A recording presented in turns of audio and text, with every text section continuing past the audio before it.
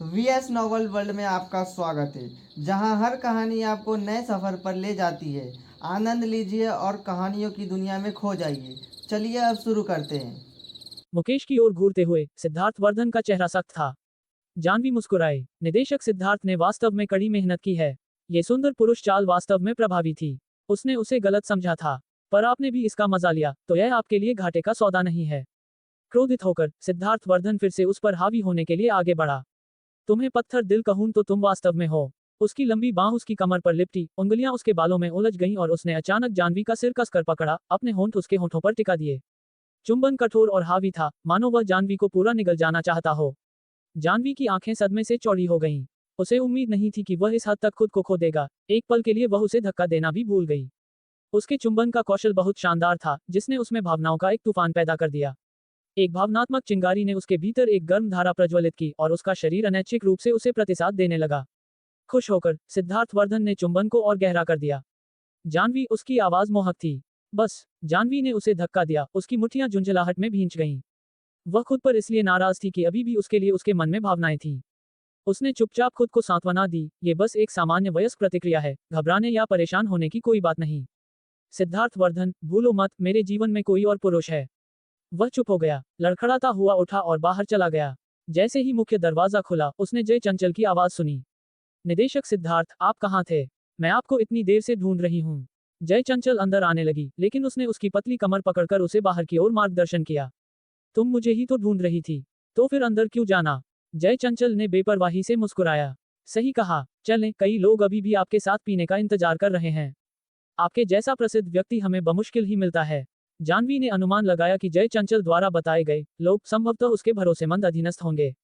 ये सोचना कि सिर्फ एक रात में सिद्धार्थ वर्धन ने पहले ही दुश्मन के आंतरिक घेरे में घुसपैठ कर ली है। वास्तव में इस दुनिया में सबसे भयानक चाल सुंदरता का जाल नहीं थी, नहीं, वह सुंदर पुरुष का जाल थी। एक सुंदर पुरुष का जाल कहीं अधिक विनाशकारी था। ये बात निराशाजनक थी कि वह मिंग जय मिहिर का बेटा के ठिकाने के बारे में पूछ नहीं पाई थी। जानवी ने अपने गुस्से को कोसा। ऐसा लगा कि अब उसके पास एकमात्र मौका सिद्धार्थ वर्धन को ठीक से खुश करने का है। उसने अपनी लोकेशन दामिनी को संदेश में भेजी थी, लेकिन काफी समय बीत चुका था और कोई जवाब नहीं आया था। थोड़ा चिंतित होकर उसने उसे फोन किया। कॉल जल्दी कनेक्ट हो गया। क्या तुम सो रही हो? क्या वह सो गई थी? जानवी ने सोचा कि क्या दामिनी ने संदेश देखा ही नहीं। उसे आश्चर्य हुआ जब दामिनी की आवाज आई, जो दबी हुई थी जैसे वह रो रही हो। मैं सोई नहीं हूँ। तो फिर तुम क्यों नहीं आती?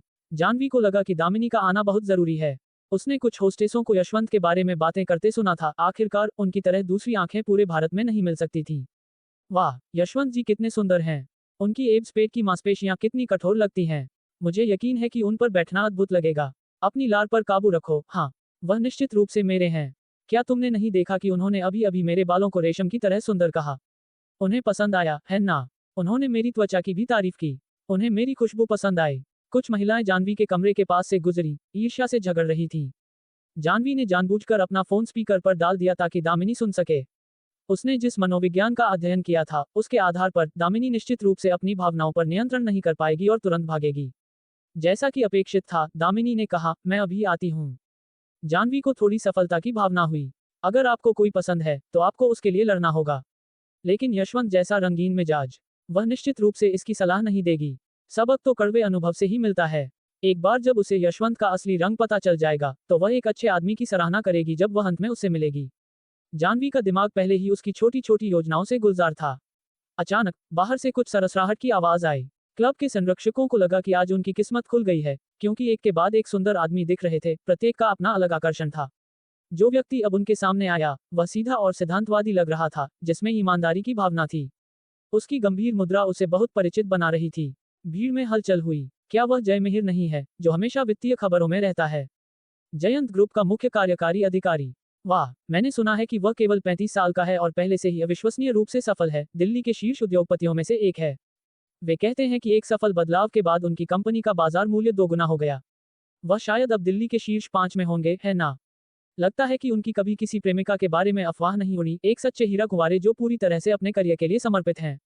जैसे ही उन्होंने जय मिहिर को देखा, सभी महिलाओं की आंखें बल्ब की तरह जल उठीं। ऊपर जानवी ने भौहें चढ़ाईं। वह जानती थी कि सिद्धार्थ वर्धन सभी महिलाओं के बीच हिट थे, लेकिन उसने कभी कल्पना नहीं की थी कि उसके बड़े भाई का आकर्षण और भी मजबूत था। शायद यह इसलिए था क्योंकि वह सुरक्षा की भावना देता था जिसकी महिलाओं को लालसा होती थी, वह दृढ़ता जो चंचल नहीं होती थी। मुख्य कार्यकारी अधिकारी जय, आप आ गए। जय मिहिर को देखकर प्रबंधक तुरंत उनका अभिवादन करने के लिए भागा। वाणी यहाँ है। उसने जय मिहिर के गंभीर चेहरे पर सावधानी से देखा और अधिक कहने की हिम्मत नहीं की और उन्हें दूर ले गया। भाई, जानवी पुकारने ही वाली थी कि उसने जय चंचल की आवाज सुनी।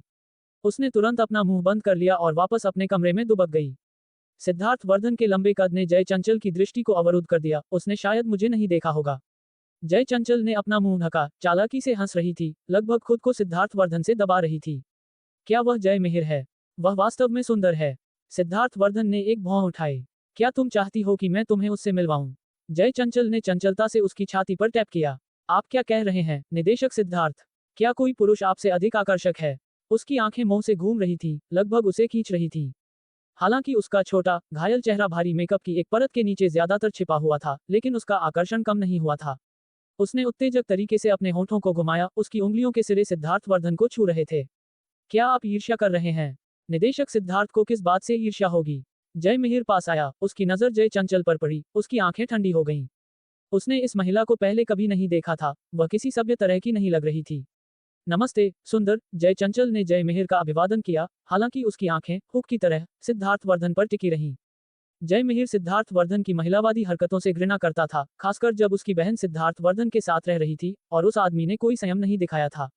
उसके सीने में एक स्पष्ट क्रोध पनप रहा था, साथ ही उस बदले की भावना भी थी कि कैसे सिद्धार्थ वर्धन ने वाणी को बार में छोड़ दिया था। तुम्हें अपनी सेहत का बेहतर ध्यान रखना चाहिए, उसने ठंडी सांस छोड़ते हुए कहा, फिर मुड़कर चला गया। सिद्धार्थ वर्धन को उस फटकार से चुभन महसूस हुई, वह इतना क्रोधित था कि बोल नहीं पाया। हालांकि जय चंचल का गुस्सा भड़क उठा। वह आगे बढ़ी, जय मिहिर का रास्ता रोकते हुए। ये किस तरह का लहजा है? जय मिहिर ने घृणा से भौहें चढ़ाईं। जय चंचल गुस्से से भर उठी, पलटकर बोली, आप एक भद्र पुरुष की तरह दिखते होंगे, लेकिन आप अविश्वसनीय रूप से अशिष्ट हैं। क्या आप यहाँ सिर्फ इसलिए लोगों को धमका रहे हैं क्योंकि आपकी बहन आसपास है? क्या आपको लगता है कि आप उसे इस तरह अपमानित कर सकते हैं? दफा हो जाओ। जय मिहिर ने उस पर एक और शब्द बर्बाद करने की परवाह नहीं की। सिद्धार्थ वर्धन की नजर जानवी पर पड़ी, जो ज्यादा दूर नहीं थी। उसकी आंखें एक संदेश देती हुई लग रही थी, मुझसे भीख मांगो और मैं तुम्हारे लिए यह नाटक खत्म कर दूंगा। जानवी ने अपनी मुट्ठियां भींच लीं। ये जय चंचल बहुत अत्याचारी है। भाई को उसे सबक सिखाना चाहिए। वास्तव में जय मिहिर ने जानवी को निराश नहीं किया। जय चंचल की लगातार परेशान करने के बीच उसने उसकी कोहनी पकड़ी और पूरी ताकत से उसे दूर फेंक दिया। जय चंचल एक मेज के कोने से जा टकराए। तुरंत अंदर के पुरुष बाहर निकले, अपनी मुट्ठियां मरोड़ते हुए और लड़ने के लिए तैयार थे। लगभग एक दर्जन उनमें से थे। जानवी कुछ हद तक हैरान थी। कोई आश्चर्य नहीं कि जय चंचल ने विद्रोह करने की हिम्मत की। गुप्त द्वार के कुछ कुलीन उसके वफादार अधीनस्थ थे। यह महिला निश्चित रूप से साधारण नहीं थी। सिद्धार्थ वर्धन को उनकी रैंक में घुसपैठ करने के लिए बहुत प्रयास करने पड़े होंगे। भाइयों, जाओ और उसे सबक सिखाओ, जय चंचल ने आदेश दिया, गुस्से में। जय मिहिर ने उसे सिद्धार्थ वर्धन के सामने शर्मिंदा किया था। आज वह उसे टुकड़े टुकड़े करने पर तुली हुई थी। जय मिहिर के पीछे कई एके अंगरक्षक दिखाई दिए। दोनों समूह उत्सुक थे और लड़ने के लिए तैयार थे। जय चंचल ने अपने जबड़े भींच लिए। अगर मैं आज अपनी स्थिति वापस नहीं पा सकी, तो मैं कभी भी सिद्धार्थ वर्धन का सामना नहीं कर पाऊंगी। हत्या के माध्यम से ऐसा करने की कोशिश करना भाड़े के सैनिकों का उपयोग करने की तुलना में एक कमजोर रणनीति थी। हर कोई जिसे यशवंत ने प्रशिक्षित किया था, वह एक साथ 10 विरोधियों से मुकाबला करने में सक्षम था, उसे बहुत कम फायदा था। वह शापित यशवंत, उसने कितने भाड़े के सैनिकों को प्रशिक्षित किया है? ऐसा क्यों है कि जानवी के पास कुछ है और जय मिहिर के पास भी है? जानवी जानती थी कि अगर उसने हस्तक्षेप नहीं किया तो एक बड़ा संघर्ष होने की संभावना थी। बस, सिद्धार्थ वर्धन ने बेसब्री से कहा। एक ठंडी सांस उसके मुंह से निकली। जानवी एक कदम पीछे हट गई। जय चंचल ने तुरंत अपना हाथ उठाया। गुप्त द्वार के सदस्य पीछे हट गए। जय मिहिर की नजर सिद्धार्थ वर्धन के हाथ पर पड़ी, जिसने जय चंचल की बांह को पकड़ा हुआ था, और उसकी भौं थोड़ी सिकुड़ गई। सिद्धार्थ वर्धन, तुम्हें खुद पर नजर रखनी चाहिए। उसने और कुछ नहीं कहा, मुड़ गया और वाणी के साथ चला गया, जो इतनी नशे में थी कि बेहोश थी। जय चंचल मुस्कुराए। क्या आप चाहते हैं कि मैं उस आदमी का ध्यान रखूं? सिद्धार्थ वर्धन ने उस पर एक नजर डाली, उसकी कलाई छोड़ दी और उपहास करते हुए कहा, क्या तुम्हारी आंखों में कानून जैसी कोई चीज भी है? नाराज मत होइए, जय चंचल ने कहा, उसके पीछे भागते हुए। मैं तो बस आपको खुश करने की कोशिश कर रही थी। वह जय मिहिर सिर्फ इसलिए क्योंकि वह जानवी का बड़ा भाई है, आपको बहुत कम सम्मान दिखाता है। अगर हम उसे सबक नहीं सिखाएंगे, तो क्या वह आप पर हावी नहीं हो जाएगा? इसके अलावा हाओहान ग्रुप किनारे पर लड़खड़ा रहा है। क्या आप जयंत ग्रुप पर कब्जा करने और लुओ यू को वापस पाने पर विचार नहीं कर रहे हैं? जय चंचल के शब्दों को सुनकर जानवी के दिल में भय की एक लहर दौड़ गई। मैं सिद्धार्थ वर्धन को मेरे बेटे को वापस पाने में मदद करने के लिए मनाने पर इतनी केंद्रित रही हूँ। लेकिन मैंने कभी विचार नहीं किया, क्या होगा अगर मैं भेड़िए को घर में बुला रही हूँ। सिद्धार्थ वर्धन के तरीकों और चालाकी के साथ जयंत ग्रुप पर कब्जा करना। यशवंत, बाहर निकलो। दामिनी ऊपर आई, उसकी आंखें चारों ओर स्कैन कर रही थी जैसे वह चिल्ला रही हो। यहाँ। जानवी ने उसकी आवाज सुनी और झांक कर हाथ हिलाया। तुम क्यों दुबक रही हो? दामिनी तेजी से आई, जानवी के सतर्क व्यवहार से हैरान थी। यह महत्वपूर्ण नहीं है। जय चंचल सामने वाले कमरे में है। तुम्हारी आवाज बहुत ऊंची है, सावधान रहना कहीं उसे बाहर न बुला लो। क्या तुम उससे डरती हो? दामिनी ने एक भौं उठाई। मैं निश्चित रूप से नहीं। दामिनी ने अपनी बाहें क्रॉस कर ली, उसकी साफ चमकीली आंखें किसी के विचारों को भेदती हुई लग रही थी। सिद्धार्थ वर्धन उसके साथ नहीं है ना? जानवी ने एक व्यंग्यात्मक मुस्कान दी। मेरी चिंता मत करो, जाओ और अपने यशवंत को ढूंढो। दामिनी बहुत जोर से चिल्लाई होगी, क्योंकि यशवंत के कमरे का दरवाजा खुल गया। जैसे ही यशवंत बाहर आया, इससे पहले कि जानवी कोई चेतावनी दे पाती, दामिनी आगे बढ़ गई। यह क्या हो रहा है? तुम अपना फोन क्यों नहीं उठा रहे हो? तुम मेरे संदेशों का जवाब क्यों नहीं दे रहे हो? यशवंत, क्या तुम्हें लगता है कि तुम अब कानून से ऊपर हो? आमतौर पर दामिनी एक शांत और विनम्र युवा महिला लगती थी, लेकिन अब वह एक पटाखे की तरह थी, जो जरा सी उकसाहट पर फटने को तैयार थी। जैसे ही उसने उसका कान पकड़ा, यशवंत चिल्लाया, तुम क्या कर रही हो? लोग देख रहे हैं। छोड़ो। बस कुछ ही क्षण पहले नीचे वह भयंकर और लड़ने के लिए तैयार लग रहा था, लेकिन अब वह पूरी तरह से डरपोक लग रहा था। दामिनी ने अपनी पकड़ नहीं छोड़ी। जब तक तुम मुझे साफ स्पष्टीकरण नहीं देते, ये खत्म नहीं होगा। यशवंत ने उसका हाथ हटाने की कोशिश की। मैं बस। एक अल्प वस्त्र पहने, चंचल दिखने वाली महिला कमरे से बाहर निकली, उसकी आंखें जल रही थी क्योंकि वह यशवंत की ओर फिसल गई और उससे चिपक गई। बॉस यशवंत, आप बहुत शरारती हैं। क्या ये युवा महिला वह दोस्त है जिसका आपने जिक्र किया था? वह हमारे साथ क्यों नहीं मस्ती कर रही है? उसने अपने लाल होंठ फुलाए, यशवंत पर एक तिरछी नजर डाली। या शायद आपके दिमाग में कुछ खास है? जैसे ही उसने बात की, उसका हाथ यशवंत की छाती पर उतर आया, शकल बना रहा था। यशवंत ने उसका हाथ हटा दिया। बस बहुत हो गया, वापस अंदर जाओ। उसने एक हाथ अपनी जेब में ठूंस लिया, उसका चेहरा गंभीर था। महिला ने मीठी आवाज में कहा, उसके लहजे में चंचल आरोप था। यह महिला आपकी प्रेमिका नहीं है ना? उसकी नजर दामिनी पर टिकी, तुरंत सतर्क हो गई जैसे वह एक प्रतिद्वंद्वी का आकलन कर रही हो। वह इतनी सुंदर भी नहीं है। निश्चित रूप से मुझसे ज्यादा सुंदर नहीं। यशवंत जी, मैंने तुमसे अंदर जाने को कहा। क्या तुम मुझे समझती हो? यशवंत का धैर्य खत्म हो गया था। उसकी ठंडी, हावी आभा ने महिला में एक स्मृति को ट्रिगर किया। वह डर से कांपने लगी, फिर मुड़कर भाग गई। दामिनी ने उसे घूरा, उसकी आंखें गहरी निराशा से भरी थीं। क्या हमें वास्तव में ऐसा करना होगा? यशवंत ने भौहें चढ़ाईं। तुम भारत कैसे आए? दामिनी के होंठ कांप गए, लेकिन वह चुप रही, उसकी नजर उस पर टिकी थी। यशवंत ने एक सिगरेट जलाई, एक गहरी सांस ली और आंखें सिकोड़ लीं। मैं थोड़ी देर में वापस आता हूँ। अभी। दामिनी ने अपनी मुट्ठियां भींच लीं अडिग। पीछे से देखते हुए जानवी को पसीना आ गया। क्या यशवंत वास्तव में दामिनी का गला घोंट देगा? उसने सोचा। एक क्रोधित यशवंत ने सिगरेट के बट को कुचल दिया। बहुत परेशान करने वाली। ठीक है, मुझे समझ आ गया। और उसके साथ वह मुड़ गया और सबके सामने भाग गया। दामिनी के कंधे झुक गए जैसे उसकी सारी ताकत खत्म हो गई हो। मुख्य दरवाजा अभी भी खुला था और अंदर के लोग उसे डर से घूर रहे थे, जैसे वह कोई आदमी खाने वाला राक्षस हो। कुछ साहसी लोग दबे स्वर में बड़बड़ाए, भगवान, यशवंत वास्तव में एक महिला से डरते हैं। यह अविश्वसनीय है। ये जानवी के लिए भी अविश्वसनीय था। वह महसूस कर सकती थी कि दामिनी और यशवंत के बीच का संबंध साधारण से कहीं ज्यादा था। ऐसा निर्दयी आदमी एक महिला से क्यों डरेगा? दामिनी पास आए, उसके चेहरे पर एक व्यंग्यात्मक मुस्कान थी। क्या तुम्हें भी लगता है कि मैं पागल हूँ? बिल्कुल नहीं, तुम अविश्वसनीय रूप से शानदार थी। जानवी ने कहा, वास्तविक प्रशंसा से भरी हुई। भले ही सिद्धार्थ वर्धन मेरे साथ बहुत लाड़ करते हैं, मैं कभी भी ऐसा करने की हिम्मत नहीं कर सकती। यशवंत को इतनी आसानी से आज्ञा मानते देखना वास्तव में आश्चर्यजनक था। मुझे अब वापस जाना चाहिए, दामिनी ने कहा। जानवी हिचकिचाई। उनके मामलों में दखल देना उसका काम नहीं था। उसने ताक झांक न करने का फैसला किया। ठीक है, जानवी ने सिर हिलाया। तुम नहीं जा रही? दामिनी ने जय चंचल के कमरे की ओर देखा। उस सारी हलचल के बावजूद जय चंचल बाहर नहीं आई थी। कौन जानता था कि अंदर क्या हो रहा था? जानवी एक पल के लिए रुकी। चलो साथ चलते हैं, मैं तुम्हें लिफ्ट दे दूंगी। सड़क पर दामिनी इतनी शांत थी, मानो वह एक अलग व्यक्ति में बदल गई हो। जानवी को उनकी पहली मुलाकात याद आई। दामिनी ने उसे एक साहसी लेकिन सावधान मनोवैज्ञानिक के रूप में प्रभावित किया था। विनम्र और कुछ हद तक सतर्क। बाद में, जैसे ही जानवी उसे बेहतर ढंग से जान गई, उसने महसूस किया कि वह सिर्फ एक मुखौटा था। दामिनी का असली स्वभाव गर्मजोशी और दयालु था, एक छोटे से सूर्य की तरह। वह परंपरागत रूप से सुंदर नहीं थी, लेकिन उसकी आंखें किसी भी तारे से अधिक चमकीली, एक ही नजर में आत्मा को शुद्ध करती हुई लगती थीं। दामिनी के पास एक अद्वितीय आकर्षण था, उसके साथ रहना अविश्वसनीय रूप से आरामदायक था। मिस जानवी, दामिनी ने घोषणा की, मैंने फैसला कर लिया है।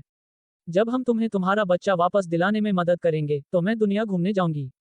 क्या तुम वापस क्यों देश नहीं जा रही हो? जानवी ने पूछा। दामिनी ने सिर हिलाया। उसे अब मेरी जरूरत नहीं है।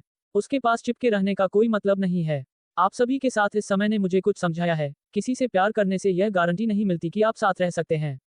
मेरे लिए साथ रहना एक विलासिता है जिसे मैं वहन नहीं कर सकती।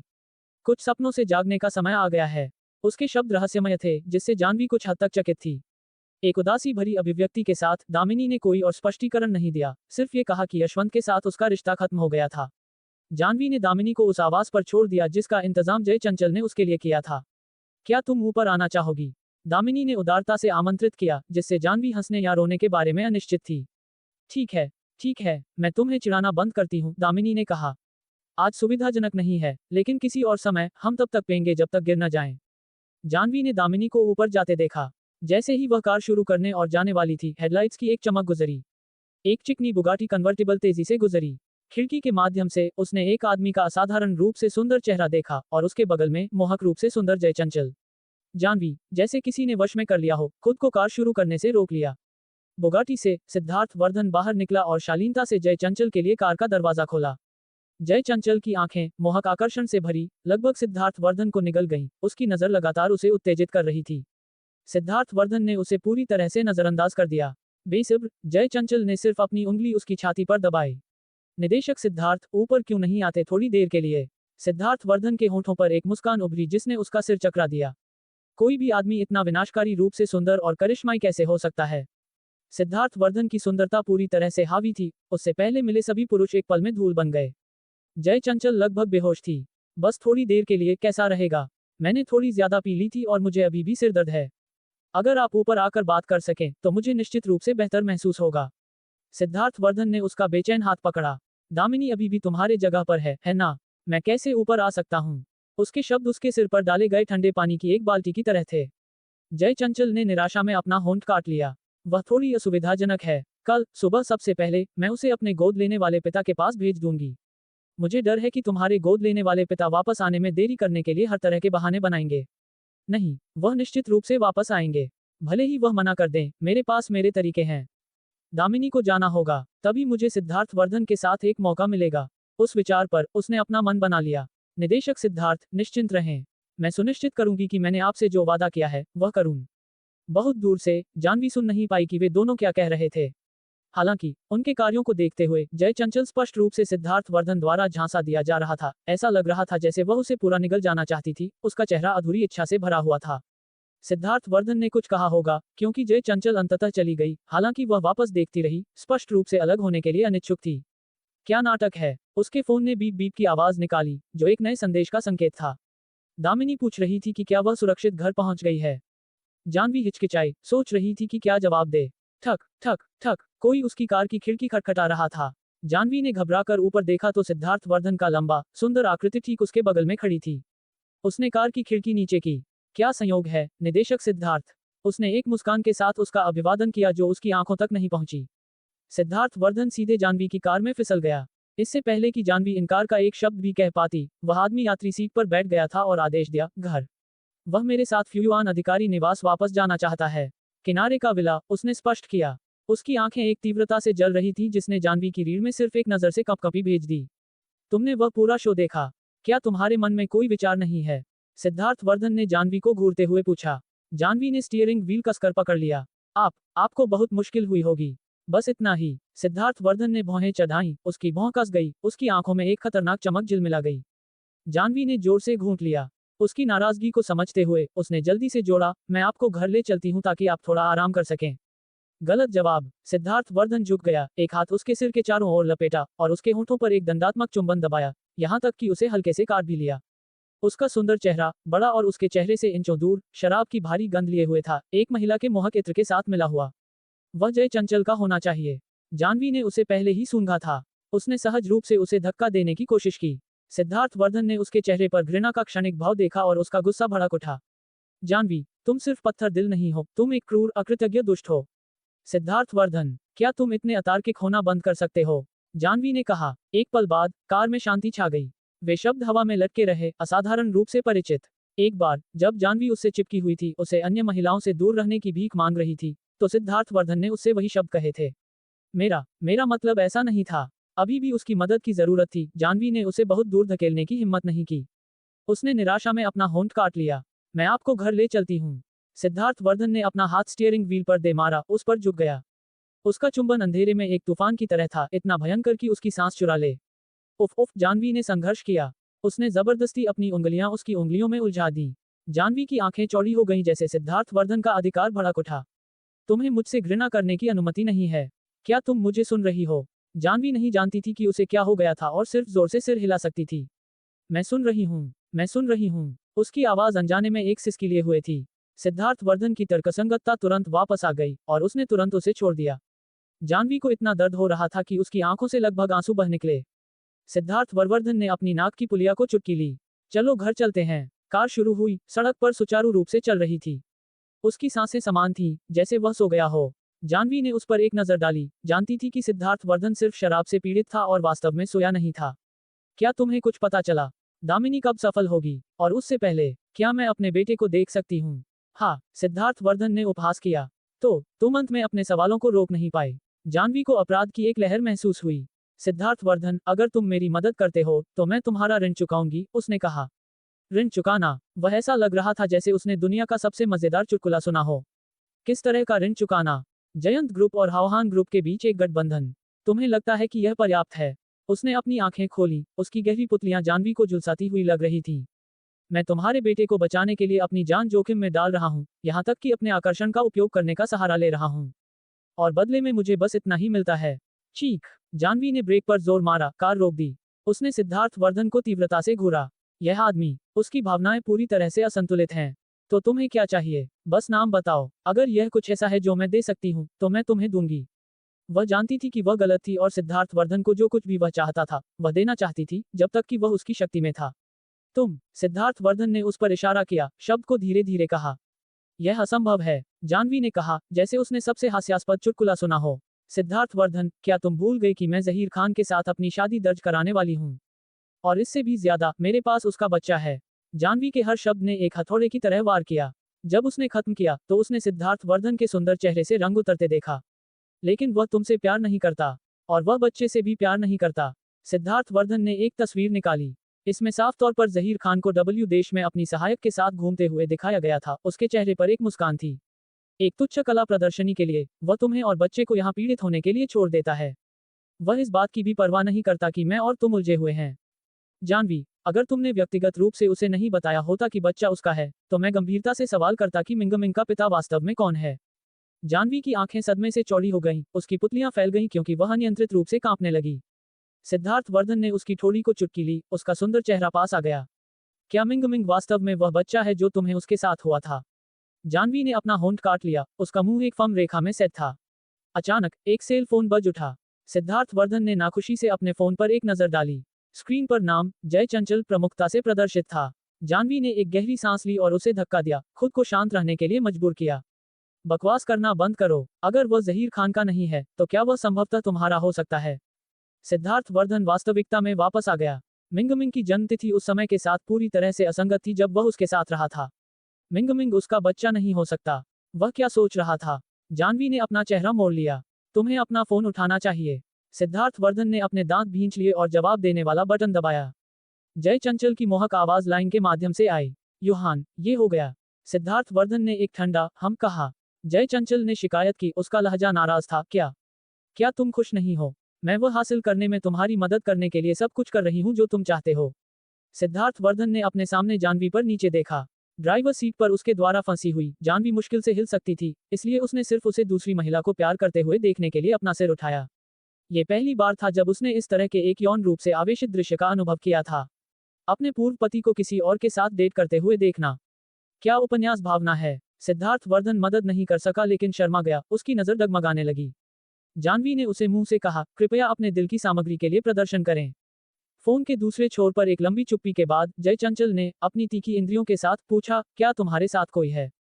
हम, सिद्धार्थ वर्धन ने जवाब दिया, जानवी को देखते हुए, जो घबराने लगी थी। बस एक पल में, उनकी स्थितियां उलट गईं।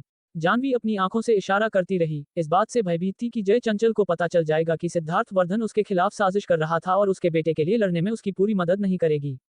सिद्धार्थ वर्धन। जानवी ने अपनी दांतों को भींचते हुए अपनी आवाज को नीचा रखते हुए उस पर सीटी मारी। अगर इस आदमी ने अब गड़बड़ करने की हिम्मत की तो वह वास्तव में अपना आपतत्व खो देगी। सिद्धार्थ वर्धन ने चिढ़ाते हुए एक भौं उठाए, अपने ही होठों की ओर इशारा किया, उसका इरादा स्पष्ट था। जानवी की आंखें चौड़ी हो गईं। बेशर्म, वह एक ठग है। सिद्धार्थ वर्धन बोला नहीं, और जय चंचल पहले से ही चिंतित हो रही थी। वह बहुत चालाक थी और जल्द ही कुछ संदिग्ध महसूस कर सकती थी। घबराकर जानवी जल्दी से झुक गई और सिद्धार्थ वर्धन को होठों पर एक चटकी दी।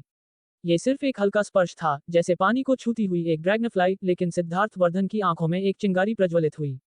उसके होंठ जेली की तरह नरम थे, अनूठा रूप से मोहक। उस सनसनी का पीछा करना चाहते हुए जानवी ने अपनी उंगली की नोक उसके होठों पर दबाए और उसे एक नजर मारी। यूहान। जय चंचल को संदेह हुआ। यशवंत यहाँ है, सिद्धार्थ वर्धन ने जवाब दिया, उसकी आवाज में लाचारी का एक संकेत था। जय चंचल ने अपना मुंह ढका और हंसने लगी। वह अपने पहले रोमांस का अनुभव कर रही एक लड़की की तरह लग रही थी। मेरी गलती, मैंने अभी अभी चीजें पूरी की और मैं चाहती थी कि आप सबसे पहले जानें। आप जानते हैं, आपके लिए मेरी भावनाएं। इससे पहले कि वह खत्म कर पाती, सिद्धार्थ वर्धन ने बाधा डाली, मुझे पता है। जय चंचल उत्साहित थी। यूहान, जब तुम गए थे तब से ही मैंने तुम्हें याद किया। ये कल्पना करना मुश्किल था कि ये शब्द एक निर्दयी घातक महिला से आ रहे थे। वे 3 भाग शरारती, 3 भाग कोमल और 4 भाग शर्मीले थे, जैसे गहराई से प्यार में एक युवा लड़की। सिद्धार्थ वर्धन का आकर्षण वास्तव में अपार था। ये समझ से बाहर था कि उसने उसे पूरी तरह से कैसे वश में कर लिया था। सिद्धार्थ वर्धन के चेहरे पर झुंझलाहट की एक झलक दिखी। जानवी ने अपने दांत भींच लिए। वह हरामी फायदा उठा रहा है और फिर निर्दोष बन रहा है। जय चंचल जैसी शीर्ष स्तरीय सुंदरी उसका पीछा कर रही थी, फिर भी वह अरुचि लग रहा था। वह कहावत फिर से क्या थी? जो अप्राप्य है वह हमेशा सबसे वांछनीय होता है। ये सिद्धार्थ वर्धन में स्पष्ट रूप से उदाहरण दिया गया था। एक बार वह बिल्कुल जय चंचल जैसी थी, लेकिन अब, हाँ, अगर उसके बेटे के लिए नहीं होता तो वह उससे जितना संभव हो उतना दूर रहने की इच्छा रखती। उसके चेहरे पर असंख्य भावनाएं अंत में घृणा के एक रूप में बस गईं, जिसने उस आदमी की नसों को छू लिया। वह यहाँ था, अपने आकर्षण को बेच रहा था और उसके पास घृणा देखने की हिम्मत थी। कितना उत्तेजक! सिद्धार्थ वर्धन ने जानवी की ठोड़ी को चुटकी ली, उसे देखने के लिए मजबूर किया। जानवी की आंखें चौड़ी हो गईं। ये किस तरह का विकृत जुनून था? सिद्धार्थ वर्धन का चुंबन उतरा, एक अलग आवाज बना रहा था। जय चंचल ने तुरंत दबाव डाला, यूहान, क्या तुम्हारे साथ कोई और है? जानवी का दिल उसकी पसलियों के खिलाफ धड़क रहा था, उसके सीने से बाहर कूदने की धमकी दे रहा था। वह भयभीत थी, जैसे किसी को धोखा देते हुए पकड़ा गया हो। शर्म की एक भारी भावना उस पर छा गई, जिससे वह गायब होना चाहती थी। उसकी पीली उंगलियों ने उसकी बांह पर अपनी पकड़ कस ली। नहीं, सिद्धार्थ वर्धन ने लापरवाही से जवाब दिया, उसका लहजा बेपरवाह था। जय चंचल को ऐसा लगा जैसे उसने बहुत ज्यादा पी ली थी और वह थक गया था। तो फिर मैं तुम्हें परेशान नहीं करूंगी। मैं अब फोन रखती हूँ। सिद्धार्थ वर्धन ने बिना किसी हिचकिचाहट के फोन रख दिया और फोन को एक तरफ फेंक दिया। उफ! आदमी का चुंबन फिर से बरसा, उसे अभिभूत कर रहा था। जानवी उसका मुकाबला नहीं कर सकी। उसका हाथ किसी समय उसके कपड़ों के अंदर फिसल गया था। उसकी खुरदरी उंगलियों के सिरे उसकी चिकनी त्वचा को छू रहे थे, उसके माध्यम से एक झटका भेज रहा था, जैसे एक बिजली का झटका। उसकी आंखें चौड़ी हो गईं और उसने कसकर काट लिया। चीख! सिद्धार्थ वर्धन दर्द में चिल्लाया और उसे धक्का दिया। उसका होंठ कटा हुआ था और खून बह रहा था। जानवी ने पागलपन से अपने कपड़ों को वापस जगह पर खींचा। तुम पागल हो। उसने आज रात बार बार सीमा पार कर दी थी और यह उसे भयभीत कर रहा था। मैं जहीर खान की महिला हूँ। क्या तुम्हें मुझसे घृणा नहीं होती? शब्द सिद्धार्थ वर्धन को जोर से लगे। उसने अपनी मुट्ठियां कसकर भींच लीं, दबे हुए गुस्से से उसकी कनपटियों पर नसें फूल गईं। जानवी को कोई संदेह नहीं था कि अगले सेकंड में उसकी मुट्ठी उस पर टूट पड़ेगी, उसकी हड्डियों को तोड़ देगी। तुम हिम्मत मत करना मेरे सामने जहीर खान का जिक्र करने की। वह हरामी तुम्हारे लायक नहीं है। सिद्धार्थ वर्धन की नजर तीव्रता से जल उठी। उसे छोड़ दो और मुझसे शादी कर लो। मेरा प्रस्ताव अभी भी बरकरार है। मैं मिंग मिंग को अपना मानकर व्यवहार करूंगा। जानवी, यह मेरा अंतिम प्रस्ताव है। वह जहीर खान को इतने खुशी से जीते हुए बर्दाश्त नहीं कर सकता था, जबकि जानवी, जिस महिला से वह प्यार करता था, हर दिन यातना में पीड़ित थी। उसके जैसा आदमी, चाहे कुछ भी हो, उसके योग्य कभी नहीं होगा। वह उसे खुद वापस जीतने के लिए दृढ़ था। जानवी ने उसकी ईमानदार अभिव्यक्ति को देखा, अवाक, उसके होंठ सूखे लग रहे थे। उसने उसे धक्का दिया और कार शुरू की। तुमने बहुत ज्यादा पी ली है। मैं तुम्हें घर ले चलती हूँ। नहीं, हम साथ घर जा रहे हैं। सिद्धार्थ वर्धन ने उसे नजरअंदाज कर दिया, उसका बड़ा हाथ कसकर उसके हाथ पर उतर गया। जानवी, मुझे मना मत करो, अन्यथा मैं गारंटी नहीं दे सकता कि मैं कुछ निराशाजनक नहीं करूंगा। उसने उसे घूरा। वह समझ गई कि उसका क्या मतलब था। अगर उसने पालन नहीं किया तो वह उसके बेटे को बचाने में मदद नहीं करेगा। सिद्धार्थ वर्धन गंभीर था। जानवी ने अपना होंठ काट लिया, उसके अंदर गुस्सा और अनिच्छा का मिश्रण उबाल रहा था। बस जब उसका बेटा अंत में बचाया जा सकता था, वह उसे अपनी अत्याचारी मांगों पर सहमत होने के लिए मजबूर कर रहा था। सिद्धार्थ वर्धन इतना घटिया और बेशर्म कब बन गया था? ठीक है, मैं सहमत हूँ। उसके पास कोई अन्य विकल्प नहीं था। सिद्धार्थ वर्धन के होंठों पर एक खुश मुस्कान फैल गई क्योंकि उसने स्नेह से अपना माथा उसके माथे के खिलाफ रगड़ा। चलाओ। कार सुचारू रूप से समुद्र के किनारे विला तक चली गई। उसने हिचकिचाते हुए अपना फोन निकाला, अपने पांचवें भाई को फोन करने की तैयारी कर रही थी। सिद्धार्थ वर्धन ने उसे देखा, उसकी आंखें उसे जल्दी करने का आग्रह कर रही थी। पांचवें भाई, कॉल कनेक्ट हुआ और किसी ने जल्दी से उठाया। जानवी, तुम अभी तक घर क्यों नहीं आई? बहुत देर हो गई है, जय चंचल का कठोर स्वर फोन के माध्यम से आया। जानवी ने अपने दांत भींच लिए। पांचवें भाई, मैं थोड़ी देर के लिए वापस नहीं आ रही हूँ। काम वास्तव में व्यस्त है, इसलिए मैं पास में रहूंगी। यह मेरी यात्रा के लिए अधिक सुविधाजनक है। ठीक है फिर, अपना ध्यान रखना और स्वस्थ रहना। जय चंचल, जिसने असभ्य और खुरदुरे प्रकारों के साथ लंबे समय तक बिताया था, अपने अन्य भाइयों की तुलना में कम समझदार था। उसने ज्यादा नहीं सोचा, सिर्फ एक सावधानी का शब्द पेश किया और फोन रख दिया। वहां, अब संतुष्ट, जानवी ने सिद्धार्थ वर्धन को घूरा, जो उसे पर्यवेक्षण कर रहा था। सिद्धार्थ वर्धन एक अच्छे मूड में था। वह बाहर निकला, ड्राइवर की तरफ चला गया और जानवी को अपनी बाहों में उठा लिया। चलो घर चलते हैं। वह पी रहा था लेकिन शराबी नहीं था। उसकी विशेषताएं नर्म लग रही थी, सामान्य की तरह ठंडी और कठोर नहीं, और वह एक मोहक आकर्षण विकसित कर रहा था। वह एक आकर्षक पुरुष दानव की तरह था। जानवी ने खुद को उसकी चौड़ी छाती में पाया। इससे पहले कि वह संघर्ष कर पाती, उसने ऊपर से उसे कहते हुए सुना, हिलो मत। मेरे घाव अभी तक पूरी तरह से ठीक नहीं हुए हैं। याद करते हुए कि कैसे वह मिंगमिंग को बचाने में लगभग मर गया था, जानवी ने संघर्ष करना बंद कर दिया। सिद्धार्थ वर्धन के होंठों को एक मुश्किल से समझने वाली मुस्कान ने छुआ। अगर तुम हमेशा इतनी आज्ञाकारी होती। वह जानता था कि यह असंभव था। जानवी सिर्फ इसलिए इतनी आज्ञाकारी थी क्योंकि उसे उससे कुछ चाहिए था। लेकिन ये पर्याप्त था। घर के अंदर गर्मी की एक लहर उन पर छा गई। बटलर, दोनों तरफ दासियों की एक पंक्ति का नेतृत्व करते हुए, जैसे ही वे अंदर आए, अपना सिर झुका लिया। सर, मैडम, शुभ संध्या। भले ही जानवी देर से थी, वह अब समझ गई। उसने इस पूरी चीज को पूर्व निर्धारित किया था, उसे यहाँ लुभा रहा था। विरोध करने में असमर्थ, उसने सिर्फ सिद्धार्थ वर्धन के आलिंगन में अपना सिर दबा लिया। सिद्धार्थ वर्धन एक मुश्किल से दबा सकने वाली मुस्कान ने उसके होंठों को छुआ। ठीक है, सभी को बर्खास्त कर दिया गया है। जाओ और थोड़ा आराम करो। जब सब चले गए, जानवी को शयन कक्ष में ले जाया गया और बिस्तर पर फेंक दिया गया। वह आदमी, अपनी टाई खींचते हुए प्रमुखता से उस पर बैठ गया। जानवी ने तुरंत अपनी पतली टांग बढ़ा दी, उसके ऊंची एड़ी के जूते की नोक उसकी छाती पर इशारा कर रही थी। आप क्या सोचते हैं कि आप क्या कर रहे हैं? उसने सावधानी से सवाल किया। आप क्या सोचते हैं कि मैं क्या कर रहा हूँ? उसने पूछा, कर रहा हूँ, शब्द पर जोर देते हुए। जानवी का चेहरा तुरंत फ्लश हो गया। सिद्धार्थ वर्धन, तुम नहीं कर सकते। बहुत देर हो गई। सिद्धार्थ वर्धन ने उसे विरोध करने का कोई मौका नहीं दिया, उसके बेचैन छोटे पैर को अपने नीचे दबा दिया। उसने अंदर ही अंदर शाप दिया क्योंकि उसने पाया कि उसका एक हिस्सा, जो पहले किसी भी महिला से अछूता था, अब अनियंत्रित रूप से सूझ रहा था। उसने वास्तव में मुझे अपनी पकड़ में ले लिया है। यह आग, उसे ही इसे बुझाना होगा। सिद्धार्थ वर्धन, अगर तुमने मेरे साथ ऐसा करने की हिम्मत की, तो मैं तुमसे नफरत करूंगी। जानवी गुस्से में निराशा में चिल्लाई, उसकी आंखों के कोनों से आंसू अनजाने में बह रहे थे। बारिश की तरह चुंबन उसके गालों पर गिरे। सिद्धार्थ वर्धन ने नमकीन आंसुओं का स्वाद लिया, कांप उठा और अपनी गतिविधियों को रोक दिया। तुम्हें थोड़ा आराम करना चाहिए, उसने कहा, फिर मुड़ गया और घबराया हुआ लग रहा था। जानवी बिस्तर पर बैठ गई, अपनी बाहें गले लगा रही थी। लंबे समय तक क्या हुआ था, ये समझने में असमर्थ थी। सिद्धार्थ वर्धन को अचानक अपना मन बदलने के लिए क्या हुआ, उसने सोचा, पूरी तरह से चकित। धिक्कार है, मैं उससे पूछना भूल गई कि उसने और जय चंचल ने वास्तव में क्या बात की थी। उसने अपना होंठ काट लिया, उसका सिर त्याग में झुक गया। ऐसा लगता है कि उसे शांत करने के अलावा कोई रास्ता नहीं है, उसने सोचा। अगली सुबह, लाउंजवियर पहने हुए, सिद्धार्थ वर्धन नीचे आया। जानवी ने पहले ही खाने की मेज पर एक स्वादिष्ट नाश्ता रख दिया था। अपने हाथ धो लो और चलो खाते हैं, उसने कहा। वह उतनी ही सहज थी जैसे वह अपने घर में हो, जैसे पिछली रात कुछ नहीं हुआ हो।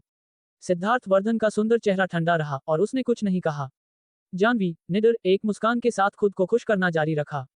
भारतीय नाश्ता, पश्चिमी नाश्ता, मैंने दोनों तैयार किए हैं। देखें कि आप किसे पसंद करते हैं। बादाम दूध दलिया कैसा रहेगा?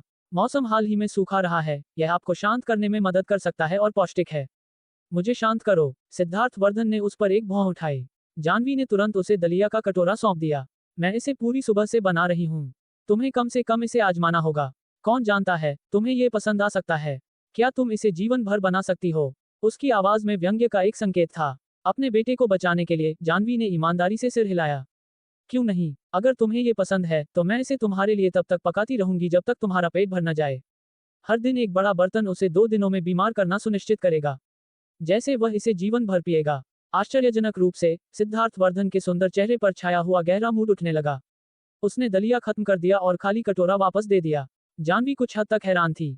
उसकी स्मृति में सिद्धार्थ वर्धन ने कभी भी इस तरह के थोड़े कड़वे भोजन को पसंद नहीं किया था। उसने उसे एक और कटोरा परोसने की जल्दी की। सिद्धार्थ वर्धन ने उसे फिर से खाली कर दिया और वापस दे दिया। जानवी की आंखें चौड़ी हो गईं। वह क्या करने की कोशिश कर रहा है? खुद को खाकर मारना। जानवी मदद नहीं कर सकी लेकिन उसे डांटा, तुम इसे इस तरह नहीं खा सकते, ये तुम्हारे पेट को परेशान करेगा। तुम्हारे लिए और नहीं, तुम कल सुबह और ले सकते हो। ठीक है, सिद्धार्थ वर्धन ने सहमति व्यक्त की, आश्चर्यजनक रूप से आज्ञाकारी। वह कपड़े बदलने के लिए ऊपर गया।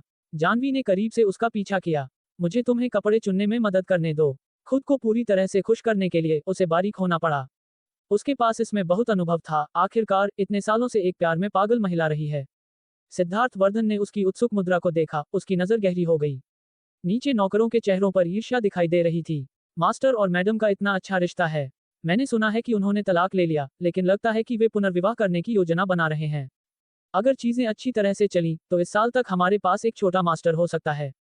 समूह मदद नहीं कर सका लेकिन अपना मुंह ढका, दबी हुई हंसी को दबाते हुए। जानवी हिचकिचाई। क्या मुझे सिद्धार्थ वर्धन के शयन कक्ष में प्रवेश करना चाहिए? अगर मैं अंदर जाती हूँ तो मैं ही हमारे बीच की बाधा को तोड़ने वाली होंगी। जय चंचल और अपने बेटे के बारे में सोचते हुए उसने अपने दांत भींच लिए, एक मुस्कान को मजबूर किया और कपड़े चुनना शुरू करने के लिए अंदर गई। कपड़े की अलमारी कपड़ों से भरी हुई थी जो उसने पहले उसके लिए चुने थे। शैली या ब्रांड की परवाह किए बिना वे सभी पूरे मेल खाते सेटों में व्यवस्थित थे। जानवी जम गई। उसे उम्मीद नहीं थी कि सिद्धार्थ वर्धन उन्हें अभी भी रखेगा, उन्हें अछूता वापस ले आया होगा।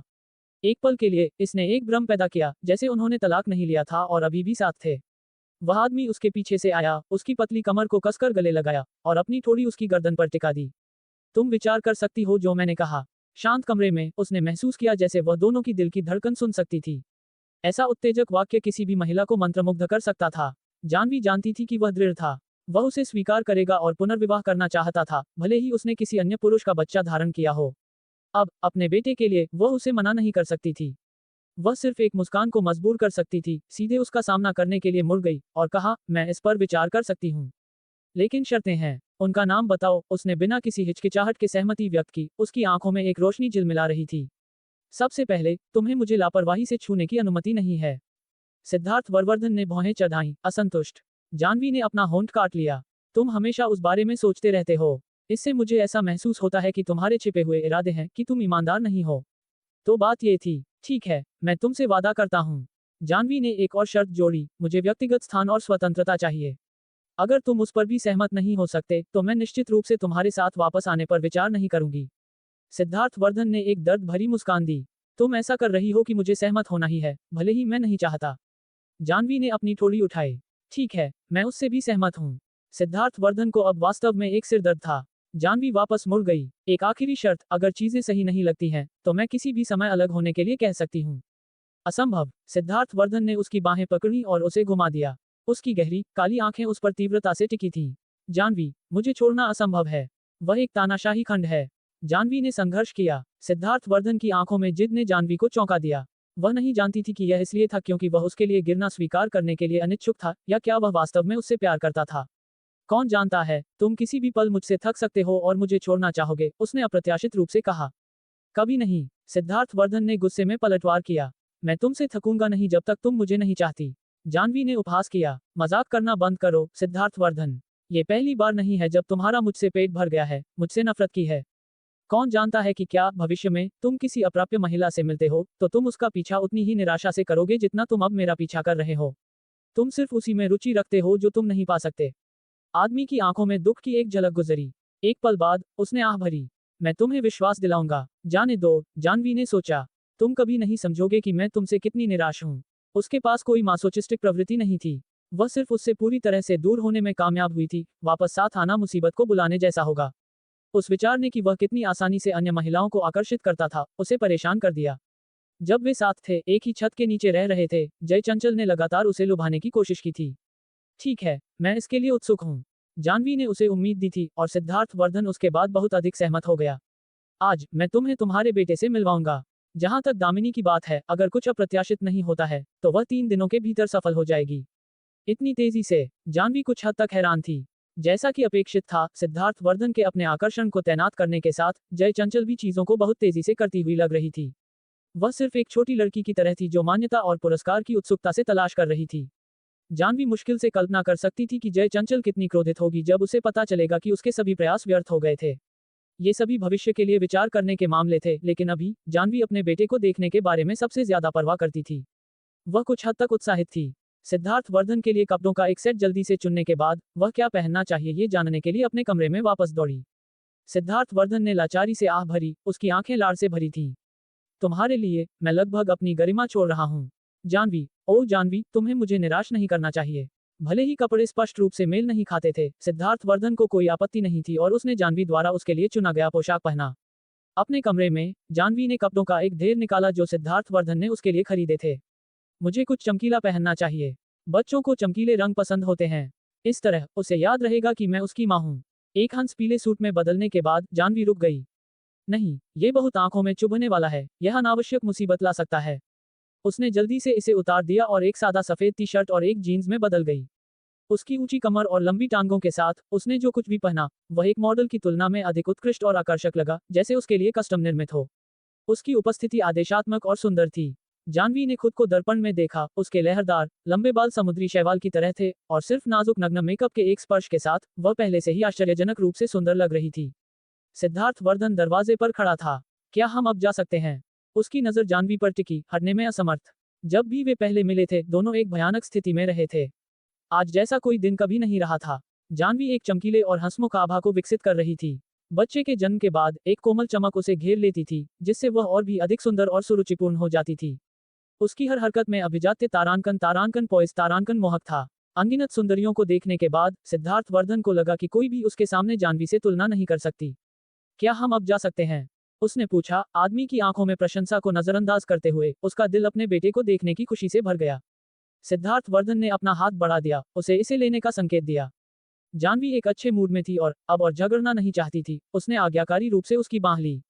चलो चलते हैं। उनका रास्ता बाधा रहित था और जानवी ने महसूस किया कि उसके हाथ और पैर अनियंत्रित रूप से कांप रहे थे। अगर चीजें अच्छी तरह से चली तो हम आज बच्चे को घर ले जाएंगे। सिद्धार्थ वर्धन का बड़ा हाथ उसके हाथ पर टिका हुआ था और जानवी लगभग खुशी के आंसू रो पड़ी। उसने बहुत लंबा इंतजार किया था। अंत में उसे उसकी इच्छा मिल रही थी। 3 लंबे महीने बीत चुके थे। वह पागल हो रही थी, रात दिन उस बेटे के लिए लालसा कर रही थी जो अंत में उसकी तरफ लौट रहा था। अच्छा, वह कृतज्ञता से बोलने में मदद नहीं कर सकी, आपने कड़ी मेहनत की है। सिद्धार्थ वर्धन ने अपनी पकड़ थोड़ी कस ली। तुम्हारे लिए ये सब मूल्यवान है। जय चंचल द्वारा उन्हें दिए गए पते का अनुसरण करते हुए दोनों एक बहुत ही एकांत छोटे अपार्टमेंट बिल्डिंग के सामने पहुंचे। मिंग यहाँ है। जानवी ने कार से बाहर निकलने के बाद वातावरण का आकलन किया, उसका चेहरा गुस्से से काला पड़ गया। चूंकि वे समय से पहले थे, दोनों बच्चे काफी कमजोर थे।